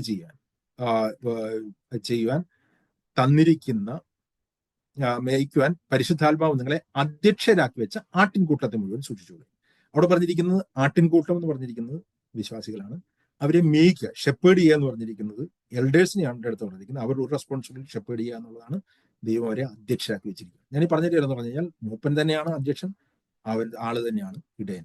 അന്നേരം ഈ 3 ഫങ്ഷൻസ് ഒറ്റയൊരാൾ ഉള്ള ദൈവത്തിന്റെ അപ്പോയിന്റ്മെന്റ് ആണ്. അന്നേരം ആ വ്യക്തി ദൈവസഭയെ മേയിക്കണം, ദൈവസഭയ്ക്ക് അധ്യക്ഷത ചെയ്യണം. അതേ വ്യക്തിയാണ് എൽഡർ എന്ന് പറഞ്ഞത്. നമ്മൾ 1 പത്രോസ് അതിന്റെ 5-ാമത്തെ അധ്യായത്തിലേക്ക് വരുമ്പോൾ, 5-ാമത്തെ അധ്യായത്തിന്റെ 2-ാമത്തെ വാക്യം, അതിൽ ഇതേപോലെ തന്നെ പത്രോസ് തന്നെ പറ്റി പറഞ്ഞിരിക്കുന്നത് ആർച്ച് ബിഷപ്പ് എന്നുള്ളതോ ഇല്ലെങ്കിൽ വലിയ ബിഷപ്പ് എന്നുള്ളതോ വലിയ മൂപ്പൻ എന്നുള്ളതോ അല്ല. പത്രോസ് ഒരു കൂട്ടുമൂപ്പനാണെന്ന് പറഞ്ഞിരിക്കുന്നത്. പത്രോസിന്റെ responsibility he was an elder. അവിടെ പറയുമ്പോൾ പറയാണ്, നിങ്ങളുടെ മൂപ്പന്മാരെ കൂട്ടുമൂപ്പനും ക്രിസ്തുവിന്റെ കഷ്ടാനുഭവത്തിന് സാക്ഷ്യം വെളിപ്പെടാനുള്ള തേജസ്സിന് കൂട്ടാളിയുമായി ഞാൻ പ്രബോധിപ്പിക്കുന്നത് നിങ്ങളുടെ വിചാരണത്തിനുള്ള ആട്ടിൻകൂട്ടത്തെ മേയിച്ചുകൊള്ളുക. അന്നേരം എഗെയിൻ ഷെപ്പേർഡിങ് എന്നുള്ള വാക്ക് അവിടെ വരുന്നുണ്ട്. അത് മൂപ്പൻ റെസ്പോൺസിബിലിറ്റിയാണ്. അടുത്ത വാക്യത്തിൽ പറഞ്ഞിരിക്കുകയാണ്, ആട്ടിൻകൂട്ടത്തിന് മാതൃകളായിക്കൊണ്ട് അധ്യക്ഷത ചെയ്യും, ഓവർസീ ചെയ്യും. ഇതും ആളുടെ വ്യക്തി. എങ്ങനെ ചെയ്യരുത്, എങ്ങനെ ചെയ്യണമെന്നുള്ളവർ പറയുന്നുണ്ട്. ഞാൻ പെട്ടെന്ന് പറഞ്ഞതാണ്. അവിടെ പറഞ്ഞിരിക്കുകയാണ് എങ്ങനെ ചെയ്യരുത് എന്ന് പറഞ്ഞു കഴിഞ്ഞാൽ നിങ്ങൾ അവരെ അധ്യക്ഷത ചെയ്യാണ്, ഓവർസീ ചെയ്യാണ്. ഓവർസീ ചെയ്യുക എന്ന് പറയുന്നത് മൈക്രോ മാനേജ്മെന്റ് എന്ന് പറയുന്നത് 2 വ്യത്യാസമാണ്. ഓരോ വ്യക്തികളുടെയും വ്യക്തിപരമായിട്ട് എല്ലാ കാര്യങ്ങളിലും ഇടപെട്ട് അവരെ ആ ഒരു രീതിയിൽ ചെയ്യണമെന്നല്ല പറഞ്ഞിരിക്കുന്നത്. പരിശുദ്ധാത്മാവിന്റെ ഡ്യൂട്ടിയാണ് നിങ്ങൾ അവരെ ഓവർസീ ചെയ്യാന്ന് പറഞ്ഞത്. അടുത്ത പറഞ്ഞിരിക്കുന്നത് അവരുടെ മേൽ കർത്തൃത്വം നടത്തരുത്, അതോറിറ്റി അടിച്ചേൽപ്പിക്കാനായിട്ട് അവർക്ക് ശ്രമിക്കരുത്. അതിനു പകരം അവർക്ക് മാതൃകകളായി തീർന്നുകൊണ്ട് അവരുടെ അധ്യക്ഷത ചെയ്യണം. ഇടകൊണ്ട മേൽ കർത്തൃത്വം നടത്തുന്നവരായിട്ടല്ല, അവരുടെ ആട്ടിൻകൂട്ടത്തിന് മാതൃകയാകുന്ന അധ്യക്ഷത ചെയ്യണം. എങ്കിൽ ഇടയശേഷം വരുത്തുമ്പോൾ നിങ്ങൾ അന്നേരം ഇങ്ങനെയുള്ള എൽഡേഴ്സ്, മൾട്ടിപ്പിൾ എൽഡേഴ്സ് ആയിരുന്നു. അതായത് ഈ സിംഗിൾ പാസ്റ്റർ എല്ലാ കാര്യങ്ങളും ഇടപെടുന്ന രീതിയിലായിരുന്നില്ല. മൾട്ടിപ്പിൾ എൽഡേഴ്സ് ആയിരുന്നു ദൈവസഭ ഉണ്ടായിരുന്നത്. അവരെല്ലാ ശുശ്രൂഷകളും ചെയ്യുകയായിരുന്നില്ല. എഫേസ്യ ലേഖനത്തിലേക്ക് വരുമ്പോൾ പറയുന്നുണ്ട്, അവരുടെ ഉദ്ദേശം എന്ന് പറഞ്ഞു കഴിഞ്ഞാൽ, അവരുടെ പർപ്പസ് എന്ന് പറഞ്ഞു കഴിഞ്ഞാൽ ഈ വിശ്വാസികളെ എല്ലാ ശുശ്രൂഷകളും ചെയ്യാനായിട്ട് എക്വിപ്പ് ചെയ്യുക. വിശ്വാസികൾക്ക് പകരമായിട്ട് നിന്ന് എല്ലാ ശുശ്രൂഷയും ചെയ്യല്ല, വിശ്വാസികളെ എല്ലാ ശുശ്രൂഷകളും, ഈ രാജകീയ പുരോഗതി വർഗത്തെ എല്ലാ ശുശ്രൂഷയും ചെയ്യാനായിട്ട് എക്വിപ്പ് ചെയ്യുക എന്നുള്ളതായിരുന്നു ഇടയന്മാരുടെ ജോലി. അങ്ങനെയാണ്, ഇല്ലെങ്കിൽ അധ്യക്ഷന്മാരുടെ ജോലി. അതാണ് വലിയത്. അങ്ങനെയുള്ള യഥാർത്ഥത്തിലുള്ള സ്പിരിച്വൽ മെച്യൂർ ആയിട്ടുള്ള അതേ ദൈവസഭയിൽ നിന്ന് തന്നെയുള്ള എൽഡേഴ്സ് ആയിരുന്നു അവരെ നയിച്ചുകൊണ്ടിരുന്നത്. ഇങ്ങനെയായിരുന്നു ആദിമ ദൈവസഭ. 5-ാമത്തെ കാര്യം കൂടി പെട്ടെന്ന് ഞാൻ പറഞ്ഞു തരാനായിട്ട് ആഗ്രഹിക്കുകയാണ്. ആദിമസഭയ്ക്ക് ഒരു മെസ്സേജ് ഉണ്ടായിരുന്നു. ആ മെസ്സേജ് എന്ന് പറഞ്ഞു കഴിഞ്ഞാൽ ക്രൂശിന്റെ സന്ദേശം. അത് പല പ്രാവശ്യവും വിശദീകരിച്ചുകൊണ്ട് ഞാൻ വളരെ ഡീറ്റെയിൽ ആയിട്ട് വിശദീകരിക്കുന്നില്ല. ആദിമസഭ ഒരു സുവിശേഷം പ്രസംഗിക്കുന്ന സഭയായിരുന്നു. സുവിശേഷം എന്നുള്ളത് അത് യേശുക്രിസ്തുവിന്റെ കൽപ്പനയായിരുന്നു. ദൈവസഭയുടെ ഒരു മിഷനാണ് സുവിശേഷം പ്രസംഗിക്കാൻ. ആ സുവിശേഷം പ്രസംഗിക്കാനായിട്ട് ദൈവം സഭയിൽ നിന്ന് വ്യക്തികളെ അയക്കുകയാണ്. അന്നേരം ഓരോ വ്യക്തികൾക്കും, ദൈവസഭയിൽ ഓരോ വ്യക്തികൾക്കും ആ യഥാർത്ഥ ക്രൂശിന്റെ സന്ദേശം ക്ലിയർ ആയിരുന്നു. യേശുക്രിസ്തു അവരെ പാപത്തിൽ നിന്ന് സ്വതന്ത്രരാക്കിയെന്നും ക്രൂശ് എടുത്തുകൊണ്ട് കർത്താവിനെ അനുഗമിക്കുന്നു. ഈ 2 ദ്വിമുഖമായിട്ടുള്ള ആ സുവിശേഷം ഇവർ പ്രസംഗിച്ചു. അവർ, ഞാൻ കഴിഞ്ഞ ആഴ്ചയിൽ പറഞ്ഞിരുന്നു, അവർ ജാതികൾക്ക്, അവിശ്വാസികൾക്ക് പ്രസംഗിക്കുമ്പോൾ അവർ പറഞ്ഞിരുന്നത് യേശുക്രിസ്തു നിങ്ങളുടെ പാപങ്ങൾക്ക് വേണ്ടി മരിച്ചു, അതുകൊണ്ട് യേശുക്രിസ്തുവിൽ വിശ്വസിച്ചാൽ നിങ്ങൾക്ക് നിത്യശിക്ഷാവിൽ നിന്ന് രക്ഷപ്പെടാം എന്നുള്ള സുവിശേഷം വളരെ വ്യക്തമായിട്ട് പഠിപ്പിച്ചു.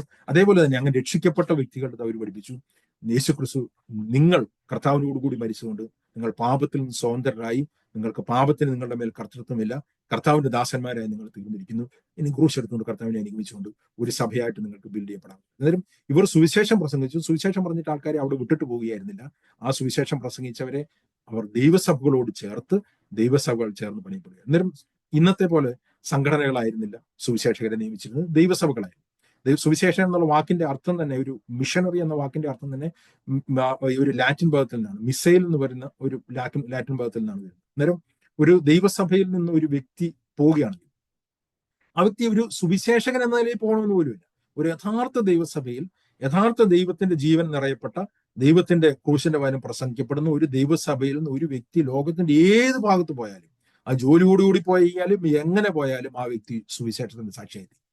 അതൊരു ദൈവസഭയുടെ പ്രത്യേകതയാണ്. അതുകൊണ്ടാണ് നമ്മൾ ആദിമ ദൈവസഭയിൽ കാണുന്നവർക്ക് പീഡനം ഉണ്ടായിട്ട് അവർ ചെതറിപ്പോഴത്തെല്ലാം അവർ സുവിശേഷം പ്രസംഗിച്ചു. അന്നേരം ഒരാൾ നയിക്കപ്പെടുന്നത് തന്നെ ദൈവത്തിന്റെ പർപ്പസിലാവുകയാണ്. അല്ലാതെ അവർക്ക് എന്തെങ്കിലും കാര്യസാധ്യത്തിന് വേണ്ടി എവിടെയും പോവുകയല്ല. എങ്ങനെ പോയാലും ഏത് രീതിയിൽ പോയാലും ലോകത്തിന്റെ എവിടെ പോയി കഴിഞ്ഞാലും അവർ സുവിശേഷത്തിന്റെ സാക്ഷികളായിട്ട് അവർ ദൈവത്തിന്റെ വചനം പ്രസംഗിക്കും. അവർ ദൈവസഭയുടെ സാക്ഷികളായിട്ട് അവിടെ ഒരു ലോക്കൽ ദൈവസഭ ഒരാൾ ബിൽഡ് ചെയ്യപ്പെടുന്നത്. അങ്ങനെയാണ് ആദിമസഭ വളർന്നതിന്റെ കാര്യം. അങ്ങനെയാണ്. ഇന്നത്തെ പോലെ ഒരു വിദേശ സംഘടനകളുടെ പൈസയൊന്നും സ്വീകരിച്ചൊന്നും ആയിരുന്നില്ല അവർ ചെയ്തത്. അവർ സുവിശേഷം അവരുടെ ഉള്ളിലുണ്ടായിരുന്നു. അവർ ചെന്നിടത്തെല്ലാം ആ സുവിശേഷം അവരിൽ കൂടി പ്രസംഗിക്കപ്പെട്ടു. അവർ ഒരുമിച്ച് ചേരപ്പെട്ടു. അവിടെ ഓരോ ദൈവസഭകളായിട്ട് ദൈവത്തിന്റെ വചനപ്രകാരമുള്ള ദൈവസഭയായിട്ട് ബിൽഡ് ചെയ്യപ്പെട്ടു. ഇന്ന് പലപ്പോഴും പല സഭകളിൽ നിന്ന് പല പോകുന്നവരെന്ന് പറഞ്ഞാൽ അങ്ങനെ ഡിസപ്പിയർ ആവുകയാണ്. കാരണം അവരുടെ ഉള്ളിൽ ആ ദൈവത്തിന്റെ ജീവൻ വർക്ക് ചെയ്യുന്നില്ല. ആ സുവിശേഷത്തിന്റെ മെസ്സേജ് അവരുടെ ഇടയിൽ കിട്ടുന്നില്ല. അങ്ങനെ അവർ സുവിശേഷം പ്രസംഗിക്കുന്ന രീതി അവർക്ക് കൃത്യമായിട്ടുള്ള ഒരു മെസ്സേജ് ഉണ്ട്. എന്നാലും ഞാൻ വാക്കിൽ നിർത്തുന്നത്, ഞാൻ പറഞ്ഞ ഒരു 5 ഡിസ്റ്റിങ്ക്റ്റീവ് മാർക്ക് ഞാൻ കണ്ടെത്തി ഞാൻ പറഞ്ഞു നോക്കുന്നത് ദൈവസഭ വർക്ക് ചെയ്യുന്നത്. ഇതിന്റെ കൂടുതലുള്ളതായിട്ടുള്ള വിശദീകരണത്തിലേക്ക് ഞാൻ മുമ്പോട്ട് പോകുമ്പോൾ പറയാം. ഞാൻ പറഞ്ഞ കാര്യങ്ങൾ നിങ്ങൾക്ക് ഓർമ്മയുണ്ടെന്ന് വിചാരിക്കുന്നു. ഒന്ന്, ദൈവസഭ ഒരു ഭവനമായിരുന്നു. രണ്ടാമത്തേത്, ദൈവസഭ ഒരു യഥാർത്ഥത്തിലുള്ള ഒരു കൂട്ടായ്മയുടെ ദൈവസഭയായിരുന്നു. മൂന്നാമത്തെ, ആ കൂട്ടായ്മയിൽ നിന്നും ഡിവൈൻ ലൈഫിൽ നിന്നും ഓരോ വിശ്വാസികളും രാജകീയ പുരോഹിത വർഗമായിട്ട് ശുശ്രൂഷ ചെയ്യുന്നവരായിരുന്നു. അവരെ യഥാർത്ഥത്തിൽ ബിൽഡ് ചെയ്യുന്ന, എക്വിപ്പ് ചെയ്യുന്ന എൽഡേഴ്സ് ആ ദൈവസഭയിലുണ്ടായിരുന്നു. ആ ദൈവസഭയ്ക്ക് കൃത്യമായിട്ടൊരു മെസ്സേജ് ഉണ്ടായിരുന്നു. അങ്ങനെയായിരുന്നു ആദ്യം ദൈവസഭ മുമ്പോട്ട് വരുന്നത്. അങ്ങനെയാണ് ആ ദൈവസഭ ബിൽഡ് ചെയ്യപ്പെട്ടത്. ഞാൻ വാക്കുകൾ നിർത്തട്ടെ. നിങ്ങൾക്ക് ഇതുമായിട്ട് ബന്ധപ്പെട്ട എന്തെങ്കിലും സംശയങ്ങൾ ചോദിക്കാം. ഇതിന്റെ ചില ഡീറ്റെയിൽസിലേക്ക് അടുത്ത ദിവസങ്ങളിലേക്ക് പോകുമ്പോൾ ഞാൻ കൂടുതൽ വിശദീകരിക്കും. ഞാൻ കുറച്ച് സമയം കൂടുതൽ എടുത്തു. എന്തെങ്കിലും സംശയം ഉണ്ടെങ്കിൽ ഞാൻ ചോദിച്ചാൽ ഞാൻ ക്ലിയർ ചെയ്യും. അല്ലെങ്കിൽ നമുക്ക് സമയം പോയത് കൊണ്ട് പ്രാർത്ഥിച്ച് ക്ലോസ് ചെയ്യും. സംശയങ്ങളില്ലെങ്കിൽ